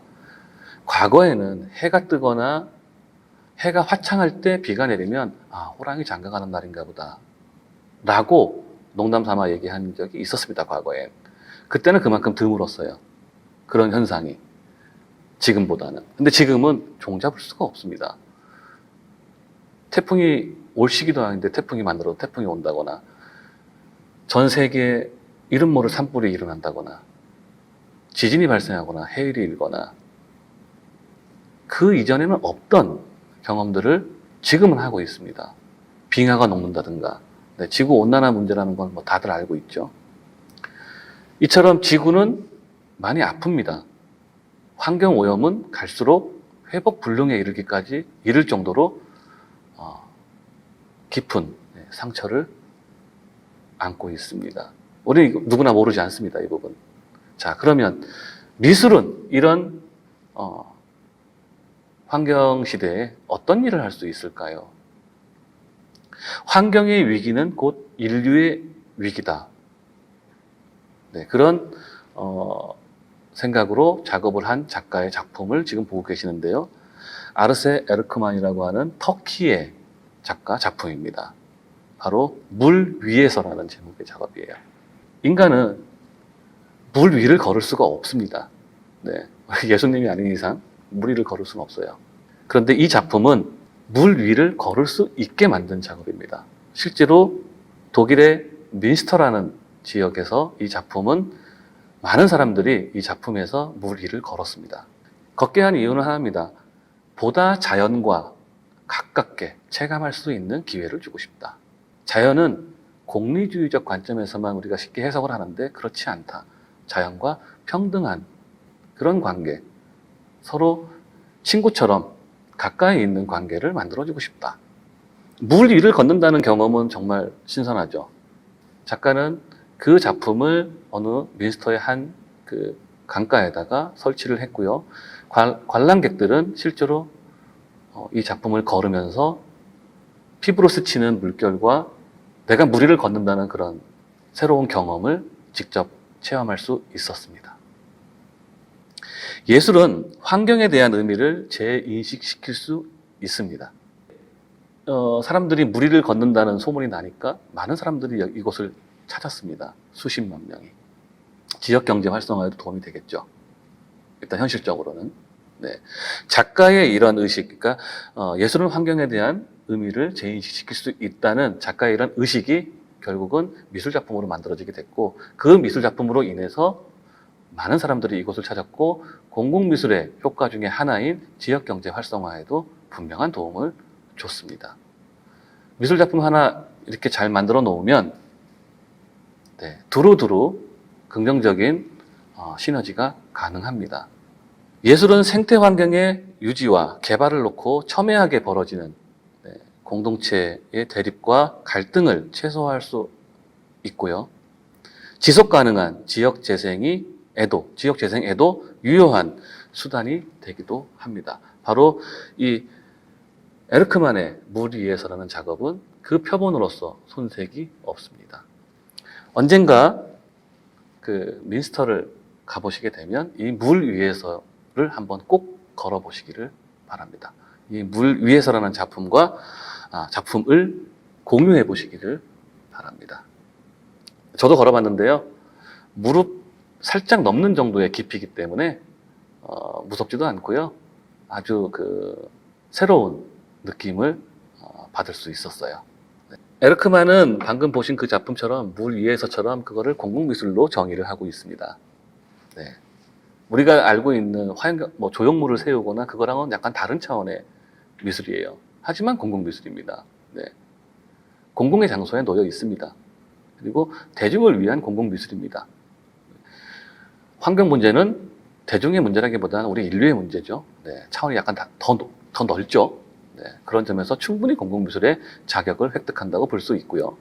또 보실 거는 아르헨티나 태생의 태국 작가 리퀴트 티라바니아라는 작가의 작품입니다. 제목은 무제인데요. 제목이 없어요. 하지만 우리는 흔히 그냥 카레라고 부릅니다. 카레. 이 사람이 지금 휘젓고 있는 건 우리가 자주 먹는 카레입니다. 카레. 네, 반찬으로 먹는 카레 있죠? 네, 그 카레예요. 이 티라바니아는 카레를 불특정 다수에게 나눠주는 작업을 하고 있습니다. 이 사람은 그림을 그리거나 조각을 하지 않아요. 음식을 만들어서 나눠주는 게 이 사람의 미술 행위의 전부예요. 이게 왜 미술이냐? 미술입니다. 미술인의 자격으로 미술적 행위를 하고 있는 겁니다. 미적인 태도를 갖고 있죠. 그러니까 특정한 예술가만 미적인 무언가를 만드는 존재가 아니에요. 사실은 우리 일반인 누구도 미적인 태도를 갖고 있다면 다 예술가가 될 수 있습니다. 이건 제가 한 얘기가 아니고 백남준이나 요셉 보이스나 이런 익히 들어봤음직한 작가들이 다 누차 얘기한 것들입니다. 자, 리퀴트 티라바니아도 같은 선상에 놓으면 돼요. 미술은 아까 JR이라는 작가의 이름을 빌려서 말씀드렸지 않습니까? 세상을 바꾸지 못해요. 당장. 그러나 그것을 보는 사람들의 인식을 바꿀 수는 있습니다. 그러면 인식이 변하면 세상도 바꿀 수가 있는 거죠. 그거는 미술이 하는 일이라고 정의할 수 있어요. 그러면 그것이 반드시 조각이거나 회화거나 설치 미술이거나 이것만 가능할까요? 그렇지 않다는 거죠. 카레라든가 우리가 먹는 행위라든가 대화하는 행위도 다 미술적 행위로 볼 수 있는 거예요. 결국 미술이 추구하는 가치와 티라바니아가 음식을 통해서 추구하는 가치는 동일합니다. 만약에 티라바니아가 음식을 나눠주는 행위를 여기서 한다고 쳐요. 그러면 음식을 많은 사람들이 와서 먹겠죠? 자, 보통은 그 지역 공동체 구성원들이 와서 참여를 할 겁니다. 그러면은 자연스럽게 음식을 먹다 보면 음식만 먹나요? 얘기를 하게 되죠. 대화를 나누게 되면 같은 지역 내에 있기 때문에 지역의 화두가 등장하기 마련입니다. 자, 그 지역의 화두가 모여서 토론이 되고 의견이 만들어지고 그것이 하나의 그 지역의 어젠다가 된다면 미술이 하는 역할을 동일하게 하는 겁니다. 다만 미술가가 이렇게 제시할 뿐 미술인은 여기에 적극적으로 개입하지는 않습니다. 그게 새로운 장르의 공공미술의 특징이에요. 공공의 주체가 스스로 권리를 행사할 수 있도록 돕는 것. 네. 그게 새로운 장르 공공미술의 특징입니다. 이 미술인은 바로 카레라는 음식을 통해서 그 의제 설정에 기여하고 있는 겁니다. 티라바니아는 미술은 더 이상 보는 것이 아니다 라고 말합니다. 이 무제라는 제목의 작품으로 날마다 사람들에게 태국 카레 또는 팟타이를 요리해서 접대를 했습니다. 예술을 통해 관계의 확장과 참여 주체의 전환. 그전에는 관람객이라는 것은 대부분 수동적이었습니다. 입장이. 예술가가 만들어 놓은 것을 관람하는 정도에 그쳤지만 티라바니아의 작업 앞에서는 그 관람객이 전적으로 참여의 주체가 됩니다.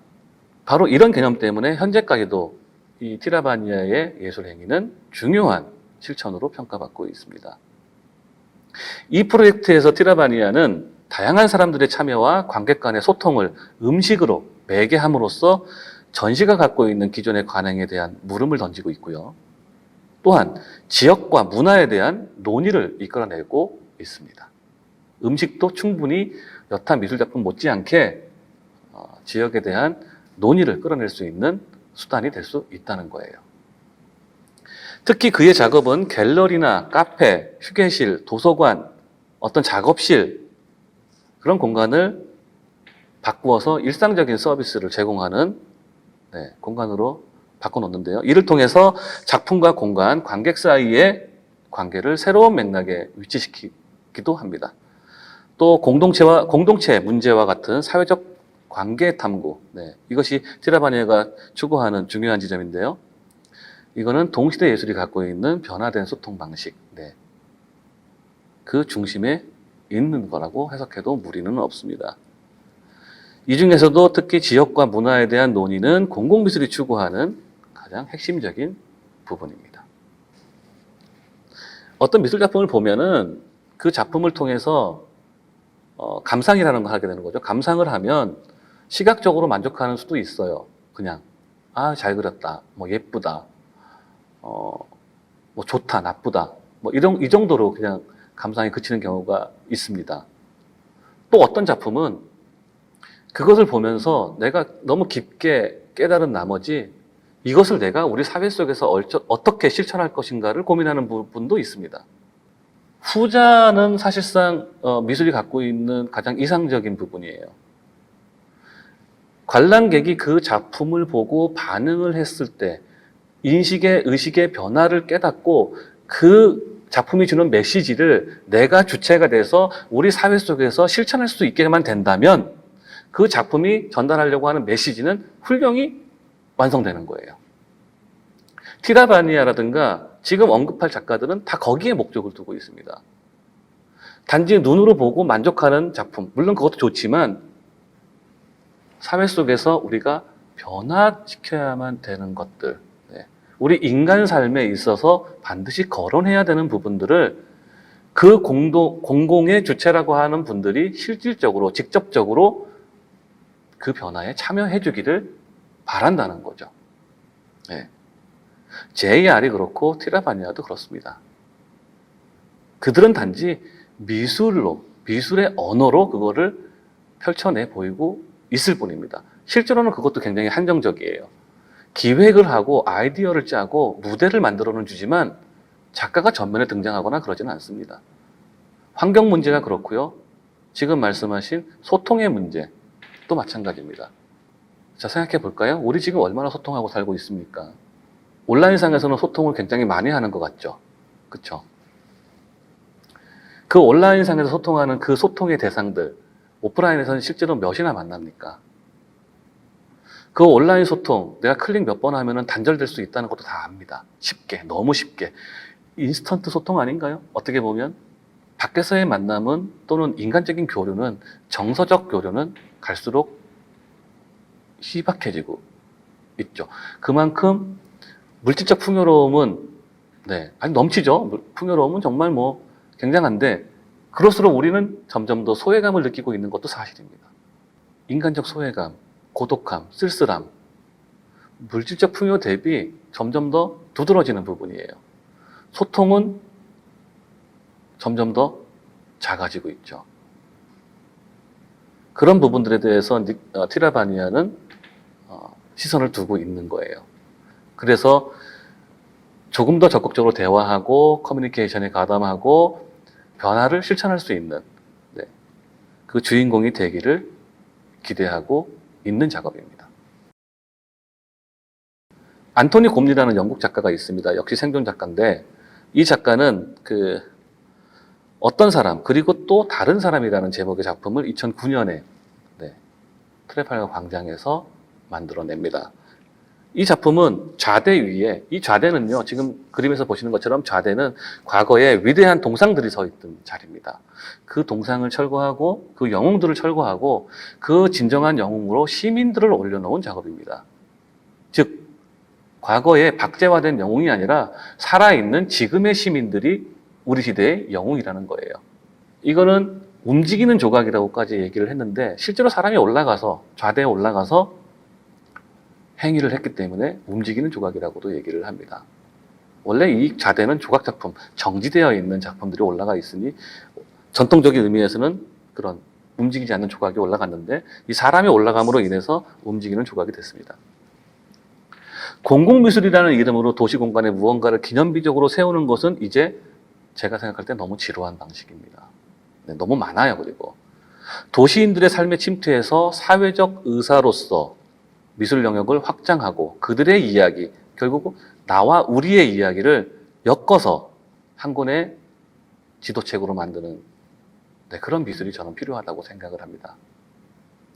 도시와 삶에 있어 의제 설정의 가능성으로서의 공공미술, 도시인들과의 대화를 통한 공공미술이 요구된다는 것입니다. 그리고 우린 이미 오늘날의 미술 사례를 통해서 그 의제 설정이 어떻게 만들어질 수 있는지를 알고 있습니다.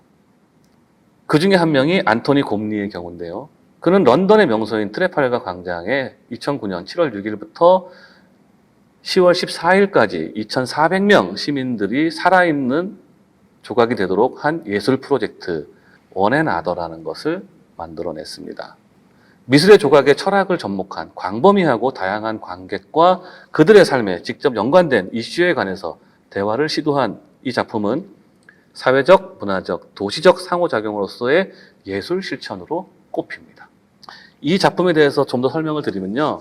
새로운 장르의 공공미술의 주체는 누누이 말씀드리지만 그곳에 살아가는 사람들입니다. 그 사람들이 조각의 형식을 통해서 빌려서 좌대 위에 올라가서 우리가 필요한 사회적 의제를 직접 말하게끔 한 거예요.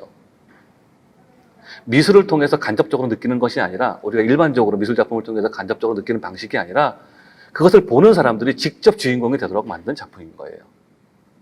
당연히 여기에 올라간 사람들은 다양한 이슈를 내놓습니다. 세금 문제, 정치 문제, 경제 문제, 사회적 문제, 다양한 의견들을 내놓습니다. 시민들이. 이것을 기획한 거는 미술인이에요. 그것도 미술의 영역이에요. 우리가 큐레이터들 미술 활동이라고 보지 않습니까? 똑같아요. 큐레이팅을 한 거예요. 그리고 그 작품의 주인공으로 실제로 살아있는 그 시민들, 일반 시민들을 그 좌대 위에 올려놓고 스스로 발언하게끔 한 겁니다. 다양한 얘기들을 했겠죠. 2,400명이. 자, 2,400명이 얘기했으니까 공통된 지점도 있었을 것이고요. 밑에서 사진에 등장하지 않습니다. 많은 사람들이 보고 있었단 말이에요. 호응하는 의제도 있었을 거예요. 그걸 보고 있던 사람 중에는 정치인도 있을 수 있고, 사회 지도자들도 분명히 많이 있었을 겁니다. 시민들이 얘기하는 것을 그냥 흘려들을 수는 없었겠죠. 미술이 어떤 부분에 대해서 경각심을 심어주고 문제의식을 피력할 수 있다면 그것을 보는 사람들이 직접적으로 얘기한다면 효과는 더, 호소력은 더 짙어질 수 있겠죠. 그래서 안토니 곰리라는 예술가가 그 아이디어를 낸 겁니다. 미술이라는 간접적인 장치를 빼고 직접 미술 작품이 돼서 주인공이 돼서 얘기를 해주세요. 굉장한 센세이션을 일으켰고요. 새로운 형식의 공공미술로 단연 주목을 받았습니다. 티라바니아든 JR이든 안토니 곰리든 지금의 공공미술은 이런 식으로 흘러가고 있습니다. 주민이, 시민이, 국민이 주인공입니다. 과거처럼 미술인들이 어디 가서 게릴라식으로 뭐 후닥닥 해놓고 나몰라라 하는 그런 미술을 이제 공공미술이라고 하지 않습니다. 그거는 초반에도 말씀드렸지만 가장 낮은 단계의 공공미술입니다. 그런데 건축물 미술 작품 제도라든가 공공미술에 대한 인식이 남루한 이 정책자들은 아직도 그 가장 낮은 공공미술을 최선의 공공미술로 알고 있습니다. 그러니 1,000억이라는 예산을 들여서 온 지방에다가 별로 호응도 얻지 못하는 우리 동네 미술 같은 그런 공공미술 프로젝트를 지금도 하고 있는 거예요. 갈등을 봉합하라고 했더니 갈등을 유발하는 공공미술 작품을 세금 들여서 하고 있는 겁니다. 그것도 문광부에서. 코로나19로 예술인들이 어렵다면 얼마든지 1,000억이라는 예산은 다른 방식으로도 쓰일 수 있었습니다. 그걸 왜 꼭 공공미술을 해야 됐는지 저는 지금도 잘 이해가 안 갑니다. 각 문화재단이나 미술관에서 그 지역 작가들의 그림을 사주게 해도 되지 않겠습니까? 얼마나 좋은 방법이었습니까? 예. 그런데 그렇게 하지 않았다는 것은 앞으로 사업에 있어서 다시 한번 재고해 보면 좋을 것 같습니다. 미술인들은 이미 직업이 있습니다. 미술가라는. 거기에 자꾸 새로운 일자리를 운운하면 안 됩니다. 미술인이 직업으로서 미술인인데 그 미술인한테 새로운 일자리를 자꾸 소개해주면 어떡합니까? 그러면 직업을 부정하는 거 아니겠습니까? 네. 우리 미술인들은 새로운 일자리를 원하는 게 아닙니다. 지금 갖고 있는 일자리를 인정해 주길 바라는 거예요. 그런데 자꾸 벽화 그려라. 조형물 만들어 세워라. 그러면 내가 돈 줄게. 그러지 않아야 됩니다. 정책이 남루하니까 벌어진 일이라는 걸 잘 알지만 모르면 배우세요. 네. 2016년 보스턴에 이어서 캐나다 토론토에 설치된 공공미술 작품 SOS입니다. SOS. 자, 우리 구조 신호 보낼 때 쓰는 단어죠. 네, 이거는 Safety Orange Swimmer라는 제목을 앞자만 따서 SOS로 했습니다. 2019년에 지금 작품을 보고 있는데요. 22명의 오렌지색 인간이 튜브에 매달린 모습을 하고 있습니다. 자, 안전을 위협받고 있는 난민들이 지중해를 건너 유럽으로 들어가라는 장면을 묘사한 겁니다. 형광색이나 오렌지색은 보통 이렇게 어떤 위급하거나 나를 어떤 그 장소에서 두드러지게 보여져야 할 때 보통 착용하는 색깔의 옷의 색깔이죠. 네. 거리에서 뭐 노동자로 일을 하거나 뭐 구급대원처럼 이렇게 어떤 시급한 상황에서 보통 그런 색깔들을 옷을 많이 입죠. 그래서 오렌지색은 안전과 구조를 의미합니다. 이 사람들은 남자인지 여자인지 사실상 정확하게 구별이 되지 않는데요. 성별 구분 불가능한 이 사람들은 사실 난민이라는 시대의 과제 앞에서는 남녀노소가 없다는 겁니다. 실제로 이탈리아를 가기 위해서 지중해를 건너다가 바다에 빠져서 수장되는 난민들이 정말 많았죠. 네, 지금도 있습니다. 아프가니스탄 얘기 잘 아시죠? 네. 남미들이 정세가 불안하다 보니까 떠도는 난민들이 또 굉장히 많습니다. 이 사람들은 오렌지색을 하고 있지는 않지만 그 사람들의 마음은 오렌지색입니다. 안전과 구조가 필요하다고 SOS를 보내고 있는 겁니다. 그건 남녀노소가 구분되지 않고요. 따라서 성별 구분 불가능한 사람들은 어떤 상태가 특정한 대상에 국한되지 않을 수도 있다는 것을 얘기합니다.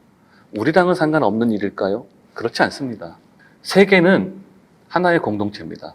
그래서 지구촌이라고 얘기하지 않습니까? 우린 같은 배를 타고 있는 겁니다. 호주의 산불이 우리한테 영향을 안 준다? 줍니다. 대기가 뜨거워지면 결국은 우리한테 영향을 줍니다. 지구가 겪는 재난은 우리 모두의 문제인 거예요. 자, 난민 때문에 유럽은 지금 굉장히 힘든 숙고의 시간을 보내고 있을 겁니다. 자, 우리도 같은 지구인으로서 어떤 방식으로든 동참할 의무가 있는 겁니다. 우리가 지금이야 세계 경제 10대 대국이고 정말 아쉬울 거 없는 세계 강국이지만 불과 반세기 전만 해도 난민과 진배 없었습니다. 베트남에 가서 달러를 벌어들였고 사우디아라비아에 가서 달러를 벌어들이게 급급했고 독일에 파독 가서 외화를 벌어들였습니다. 그게 얼마 되지 않습니다. 자, 그런 걸 떠나서 지금의 난민, 우리는 지금 경제적 난민이고 신분의 난민이에요. 서울에는 이제 돈 없는 사람은 못 살 겁니다. 30년을 모아도 아파트 한 채 못 사요, 이제. 자, 그러면 가난한 사람들은 어떻게 됩니까? 멀리, 더 멀리. 내 몸과 시간을 더 드릴 수밖에 없는 더 멀리. 광화문에 출퇴근해야 되면은 광화문에 사는 사람은 시간과 경제적인 효과를 도모할 수 있죠. 가까우니까. 만약에 광명에 산다면 거기까지 출퇴근하면 비용도 증가하고 신체적으로도 굉장히 고단해지죠. 하지만 경제적으로 열악하면 점점 더 주변화될 수밖에 없어요. 근데 그것도 만약에 개발이 되면 더 지방으로 가야 됩니다. 심지어 직장을 옮겨야 될 수도 있어요. 내 삶의 변화가 굉장히 큰 거죠. 자, 이게 경제적 난민이 아니면 뭡니까? 그것만 있나요? 우리가 뭔가를 한다고 했을 때 비싼 대가를 치르면 혜택을 받는 게 있지만 반대로 가난한 사람들은 같은 한 끼의 식사라도 비싸게 먹을 수밖에 없습니다. 우리가 떡볶이 500원, 1000원 주고 먹는다고 쳐요. 경제적 부유하면 그 1000원이 매우 작게 느껴지겠지만 가난한 사람들한테 1000원은 느낌이 다른 거예요. 가난할수록 같은 식사라도 비싼 값을 치르게끔 되어 있습니다. 근데 요즘 같은 세상에서는 언제 그런 위치가 될지를 몰라요. 사회적 사다리가 무너진 요즘 같은 시대에는. 다들 공감하지 않습니까? 저만 그렇게 생각하나요? 아니라고 봐요. 실질적인 난민, 정치 경제적인 난민도 있지만 다양한 이유로 우리는 난민 시대를 살고 있습니다. 따라서 이 오렌지색이 이들만 보내는 SOS가 아닙니다. 우리도 SOS를 보내고 있습니다. 청년들의 안타까운 죽음, 계약직 노동자들의 그 많은 상처들, 자, 예술인들의 이 가난의 굴레에서 벗어날 수 없는 예술인들, 언제까지 그렇게 살아야 될까요? 그들은 과연 SOS를 보내지 않고 있을까요? 보내고 있습니다. 들으려고 하는 사람들이 잘 듣지 않아서 그렇지. 이 듀오가 만들었는데요. 이 작가도 바로 이 난민을 통해서 우리 시대에 겪고 있는 난민 현상을 들여다보길 원한 겁니다. 우리는 이 깊이를 알 수 없는, 누구나 이 깊이를 알 수 없는 물 위를 떠다니고 있는 존재입니다. 따라서 이 작품은 난민 자체보다 난민이 만들어지는 다양한 현상을 고찰하기 위해서 제작됐다. 네, 그것이 목적이다. 네, 이 부분을 관심 있게 보아주시면 되겠습니다. 우리는 모두 SOS를 지금 신호를 보내고 있습니다. 듣는 사람들이 제대로 잘 들어주기를 바라는 거죠. 무섭죠? 네, 무서울 겁니다. 기괴한 느낌도 들 거예요. 40여 개의 사람이 옥상 난간에 거의 절벽 위에 서 있다시피 서 있습니다. 이제 한 발자국만 내딛으면 천길 낭떠러지로 떨어지는 겁니다. 자, 얼굴을 다 가렸기 때문에 누군지 특정할 수는 없지만 이것이 지금 사람들이라는 것은 알 수 있습니다. 어디에서 만들어진 것일까요? 네, 영국에서 만들어진 작품입니다. 아주 유명한 작가가 만들었습니다. 영국 런던에 위치한 ITV 사우스뱅크 스튜디오 옥상 난간 위에 이렇게 사람들이 줄지어 있습니다. 제각기 다른 옷을 입은 사람들이 서 있는 모습을 보며 지상에 있는 사람들은 웅성거렸습니다. 무서워서일 수도 있고 그 자체로 호기심을 유발해서일 수도 있겠죠. 또는 저 사람들이 혹시 밑으로 떨어지지는 않을까 불길한 상상을 하는 사람들도 있었습니다. 근데 이 사람들은 마네킹입니다. 실제 사람이 아닙니다. 이 작품은 영국의 자살 예방 자선단체인 CALM 이 기획한 프로젝트 84라는 캠페인 작품입니다. 이 프로젝트는 미국의 유명한 설치 미술가 마크 젠킨스가 참여를 했습니다. 마크 젠킨스는 공공의 장소에 이런 캠페인성 작업을 설치함으로 인해서 어떤 메시지를 전하고 싶었습니다. 84개의 마네킹인데요. 84개의 마네킹은 영국에서 평균적으로 매주 스스로 목숨을 끊는 45세 미만의 남성들입니다. 평균 매주. 한 달도 아니고 1년도 아니에요. 매주예요. 45세의 남성. 아직 청년입니다. 그런데 매주 그만한 사람들이 자살을 한다는 거예요. 슬프게도. 자, 각 마네킹에 입혀 있는 옷들은 실제 희생자들이 자주 입던 옷입니다. 통계를 내서. 후드티 같은 걸 자주 입었다는 거죠. 프로젝트 84가 말하고자 하는 메시지는 이겁니다.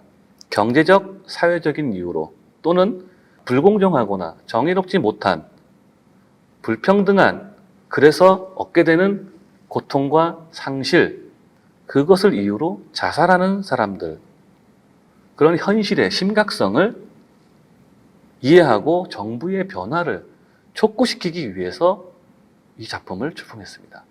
아니, 그게 우리나라랑 무슨 상관이에요? 라고 묻는 분이 계실 것 같은데요. 대한민국은 세계 자살률 1위입니다. 남의 얘기가 아니에요. 자, 한강 다리 건너다 보면은 여러 가지 문구가 써 있죠. 그거 왜 써놨겠습니까? 누군가가 일찌감치 자기 생명을 스스로 극단적인 선택을 할까봐 그 글을 써놓은 거 아니겠습니까? 한국도 이런 자살에 관한 한 자유로운 나라가 아닙니다. 우리도 경제적인, 사회적인 이유로 많은 분들이 애석하게 운명을 달리하고 있습니다. 예술인 복지법을 만들게 된 계기인 최고운 사건, 한두 개가 아닙니다. 특히 공연예술계, 우리 미술계, 통계에 잡히지 않아서 그렇지, 네, 이 옥상에 서 있는 이 84개의 마네킹, 그와 같은 마음으로 살아간 분들 정말 많습니다. 마크 제킨스는 이런 얘기를 하고 싶었던 겁니다. 이 현실을 이해해야 된다. 그리고 변화를 만들어야 된다. 누가? 정부가. 이렇게 나눠서는 안 된다는 거예요. 다 미래를 짊어질, 어쩌면 한 나라를 선도할 그 인재였을지 누가 압니까? 좀 더 오래 살았으면. 공정합니까? 정의롭습니까? 의문을 가지시는 분들이 많을 겁니다. 평등한가요? 우리한테 주어진 운동장은 평평합니까? 마크 제키스라는 예술가는 그렇게 보지 않았습니다. 영국의 사례를 빗댔지만 우리의 사례랑도 크게 다르지 않습니다. 다만 제킨스는 자기가 갖고 있는 미술을 통해서, 미술 언어를 통해서 말을 했을 뿐입니다. 자, 이게 공공의 미술입니다. 이제 담벼락에 정체불명의 캐릭터 그리고 붕어 그리고 꽃 그리고 이거 공공미술 아니에요. 그런데 예산 쓰지 마세요. 그 돈으로 마크 제키스가 말하는 거에 귀 기울이십시오. 그 부분에 연구를 하시고 실질적으로 탁상 행정을 할 것이 아니라 실질적으로 이 현장에서 무엇이 필요한가를 찾으십시오. 그게 공공미술입니다. 미술인들 스스로가 주체적으로 시민들과 함께 이끌어갈 수 있는 기회를 주십시오. 그게 공공미술입니다. 조악하고 시각적 수준도 엉망인데다가 한번 설치하면 치우지도 못하고 그거를 아무 죄도 없이 보고 다니는 시민들은 무슨 죄가 있습니까? 그걸 공공미술이라고 생각하면 안 됩니다. 이번 기회에 공공미술에 대한 개념과 의미를 제대로 파악하고 받아들였으면 좋겠습니다. 이런 작품을 통해서. 자, 하나만 더 보겠습니다. 로널드 라엘이라고 하는 작가의 핑크 시소입니다. 자, 지금 움직이는 게 보이실 거예요. JR의 작품이 멕시코, 미국 국경 위에 1살짜리 아이의 그림을 걸쳐놓고서는 얘기를 했었죠, 아까 전에. 똑같은 내용이지만 방식이 다릅니다. 이것도 역시 멕시코 국경이에요. 왼쪽은 멕시코고 오른쪽은 미국 땅입니다. 여기는 경계가 쳐져 있기 때문에 넘어가면 안 됩니다. 네, 불법이죠. 그래서 라엘은 여기다가 시소를 하나 설치를 했을 뿐입니다. 아이들이 서로 국적은 다르지만 즐겁게 시소를 타고 있습니다. 시소는 매우 평등한 놀이도구예요. 한쪽이 올리면 반대쪽이 내려야 되고, 한쪽이 내려가면 한쪽은 올라갑니다. 결국은 우열을 가릴 수 없는 도구입니다. 그 어떤 도구보다 평등한 놀이기구인데요. 이 핑크색 시소는 미국 건축가인 로널드 라이 UC 버클리대 교수가 미국과 멕시코를 가로막고 있는 국경에 2019년 설치한 작품입니다. 시소를 통해 우리는 모두 똑같고 공존할 수 있다는 것을 보여주고 싶었다. 자, 우리는 똑같다는 겁니다. 색깔, 그러니까 피부색, 재산이 어느 정도 있느냐, 권력이 있느냐 없느냐, 그런 걸로 차별받을 이유가 없고 우린 다 인간으로 똑같다는 겁니다. 그게 바로 인권 아니겠습니까? 똑같다는 거예요. 대통령이나 일개 국민인 저나 똑같다는 거예요. 다 똑같은 사람이라는 겁니다. 우리가 정치적인 이유로, 경제적, 사회적인 이유로 재단하고 선을 그어서 그렇지, 이데올로기를 부여해서 그렇지, 사람은 다 똑같다는 겁니다. 누구나 생명권을 갖고 있고, 평등권을 갖고 있고, 일할 권리를 갖고 있고, 참정권을 갖고 있고. 네. 이 시소는 그것을 함축한 도구예요. 그리고 아이들은 천연덕스럽게, 해맑게 그것에 응하고 있는 장면인 겁니다. 이것이 공공미술입니다. 이게 미술의 힘입니다. 세막대기 하나로 경계를 허물었고요. 단절을 연결로 만들었습니다. 불평등을 평등으로 만들었고요. 갈등을 화합으로 만들었습니다. 이게 미술의 힘이고 공공미술의 힘이에요. 우리가 조악한 조형물을 보면서 이런 걸 느낄 수는 없습니다. 지금의 공공미술은 사회 속에서 예술의 역할이 무엇인지 물어야 됩니다. 그리고 그 물음의 주체가 시민들 스스로에서 나와야 됩니다. 그게 민주주의입니다. 저는 그래서 공공미술은 민주주의라고 보는 겁니다. 장식이 아니라. 우리나라는 공공미술을 환경미화 내지는 시설물 개선 정도로 여깁니다. 지금 논란이 많이 되고 있는 문체부가 진행한 우리 동네 미술 한번 볼까요? 작가들이 뭐 하는 줄 아십니까? 포토존 만들고 있습니다. 포토존. 포토존을 만드는 주체는요, 군청이나 시청에서 해야 되는 거예요. 예술가들은 그런 거 하라고 예술가 하는 거 아니거든요. 근데 짧은 시간 내에 뭘 내놔야 돈을 받으니까 그냥 그렇게 만들어내는 거예요. 예술가적 자존감? 그거 해야 될 틈이 없는 겁니다. 왜 지금 당장 먹고 살아야 되니까. 돈을 준다고 하니까. 예술가들한테 100만 원은 얼마나 큰 돈인데요. 근데 한 사업당 4억을 준단 말이에요. 굉장히 크죠? 그러니 포토존 같은 걸 만들고 있는 거예요. 맨날 하트 뿅뿅 하고 있고. 뭔 놈이 하트를 그렇게 많이 만드는지. 서로 사랑하지도 않으면서 뭔 이렇게 하트를 많이 만들까요? 사랑하는가요? 이웃집 사랑하세요? 자기 원수 사랑합니까? 아침 저녁으로 교회 가고 성당 가면 뭐합니까? 지키지도 않는데? 거기서 가장 중심 가치는 사랑이에요. 사랑하지 않지 않습니까? 솔직히 말해서. 근데 하트는 그렇게 많이 만들어요. 부족하니까 많이 만드는 걸 수도 있겠죠? 네. 각 시군 및 구청에서 해야 할 일을 미술인들이 대신하겠다고 나선 꼴이에요. 네, 정부가 판을 깔아놨으니까 돈을 받기 위해서 돈 주는 방법은 꼭 그렇게밖에 할 수 없었을까? 참 다시 한번 생각하게 되지만 그저 온 사방에 정체불명의 벽화를 그리고 조악하게 짝이 없는 조형물을 앉히고 공간 조성이라는 미명 아래 어딘가 알록달록 색깔칠하는 거. 네, 이제 이 작품, 로널드 라일의 작품을 안다면, 이해했다면 그만해야 됩니다. 자, 지자체 문화관광과 공무원도 아닌 미술인들이 관광 인프라 조성을 명분으로 포토존을 만든다며 호수와 공원, 해변에 수준 낮은 동식물 형상을 세워놓는 식, 개인 작업을 공공공간에 전시하는 행위, 네, 이건 공공미술이 아니라는 것.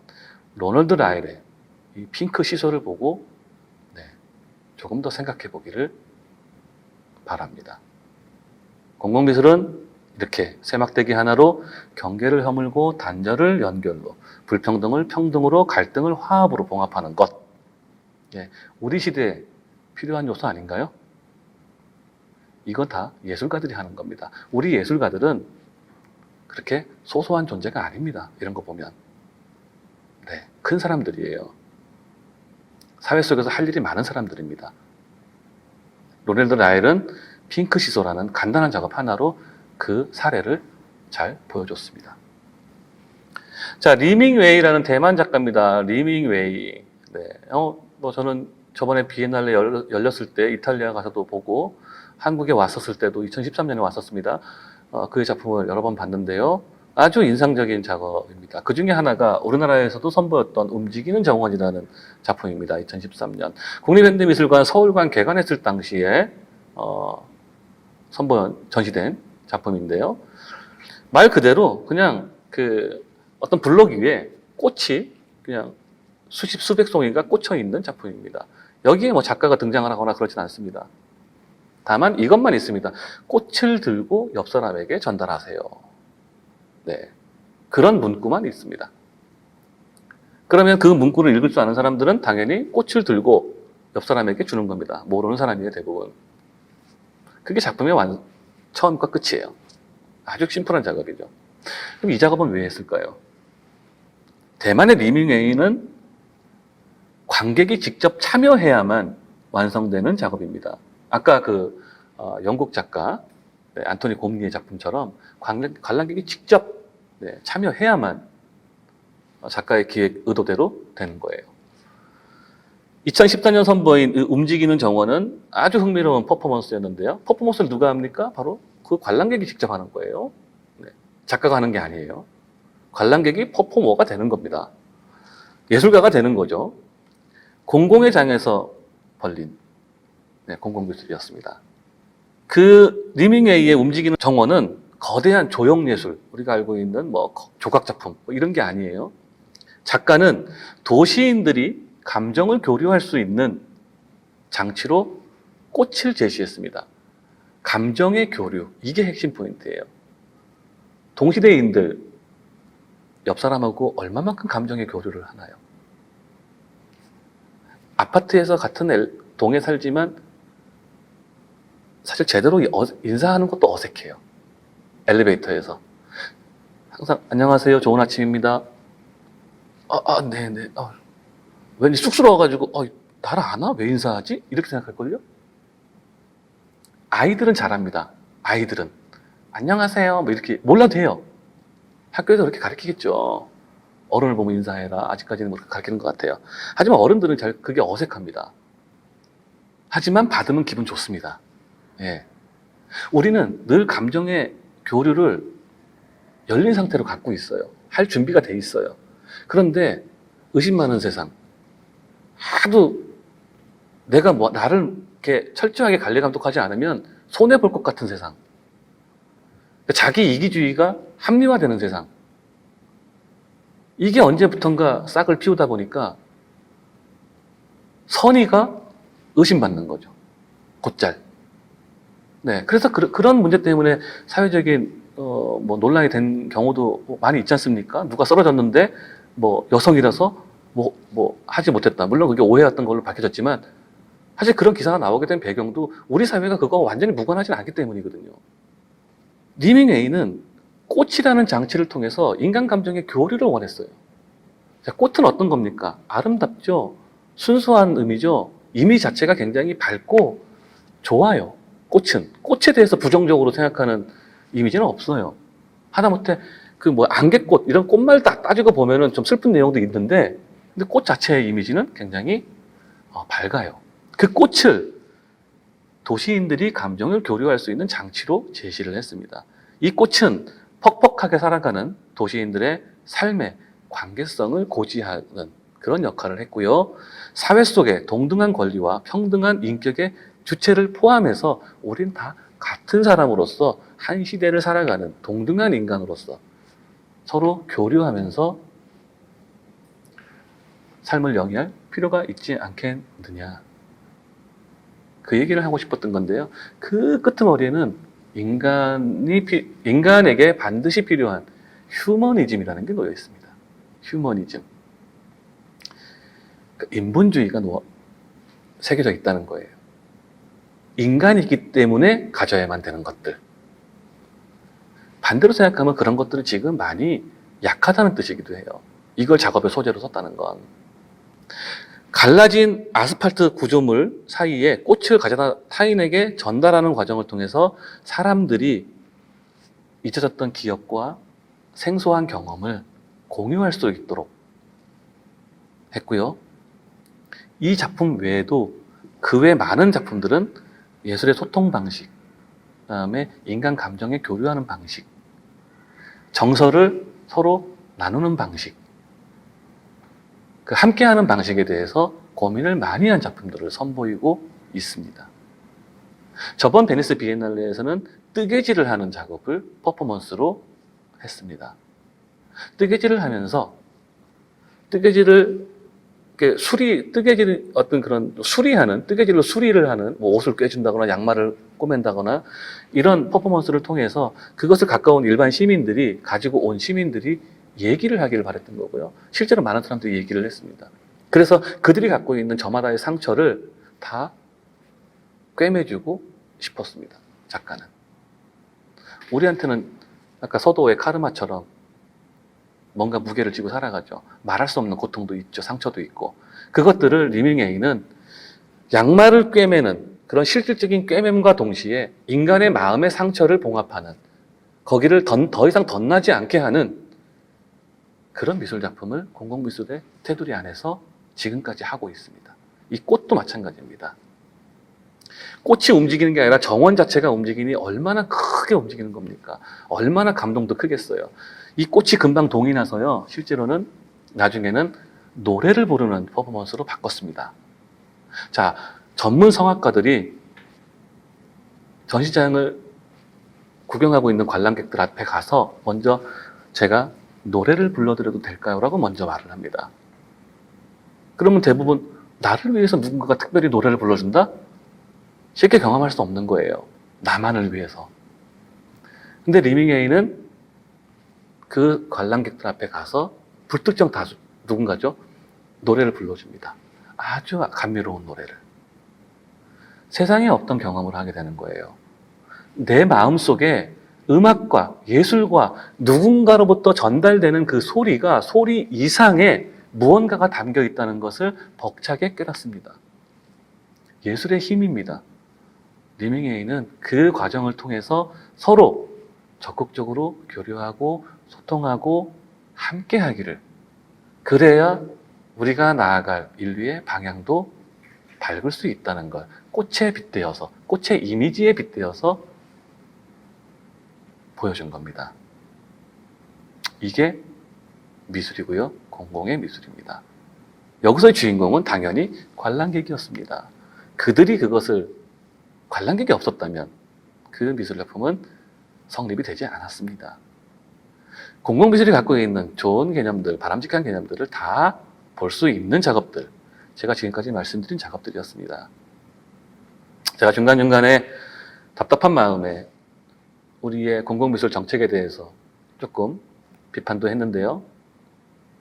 네. 전체적인 맥락에서는 이 강의가 어느 방향에 설정이 되어 있는지 아마 이해하셨을 거라고 봅니다. 우리의 공공미술은 일반 미술보다 훨씬 더 난이도가 높고 어렵습니다. 미술인이 주체가 아니기 때문에, 평등한 관계에 머물기 때문에 훨씬 더 어렵습니다. 미술이 갖고 있는 고유한 역할을 많은 부분 내려놔야만 되는 게 공공미술입니다. 그래서 쉽진 않지만 이 공공미술이 갖고 있는 힘은 그 어떤 것보다도 굉장히 클 수 있습니다. 거대할 수 있고요. 위대할 수 있습니다. 이거를 보시는 시민분들이 공공미술 테두리 내에서 함께 만들어가면 좋겠습니다. 지금까지 미술평론하는 홍경환이었습니다. 감사합니다.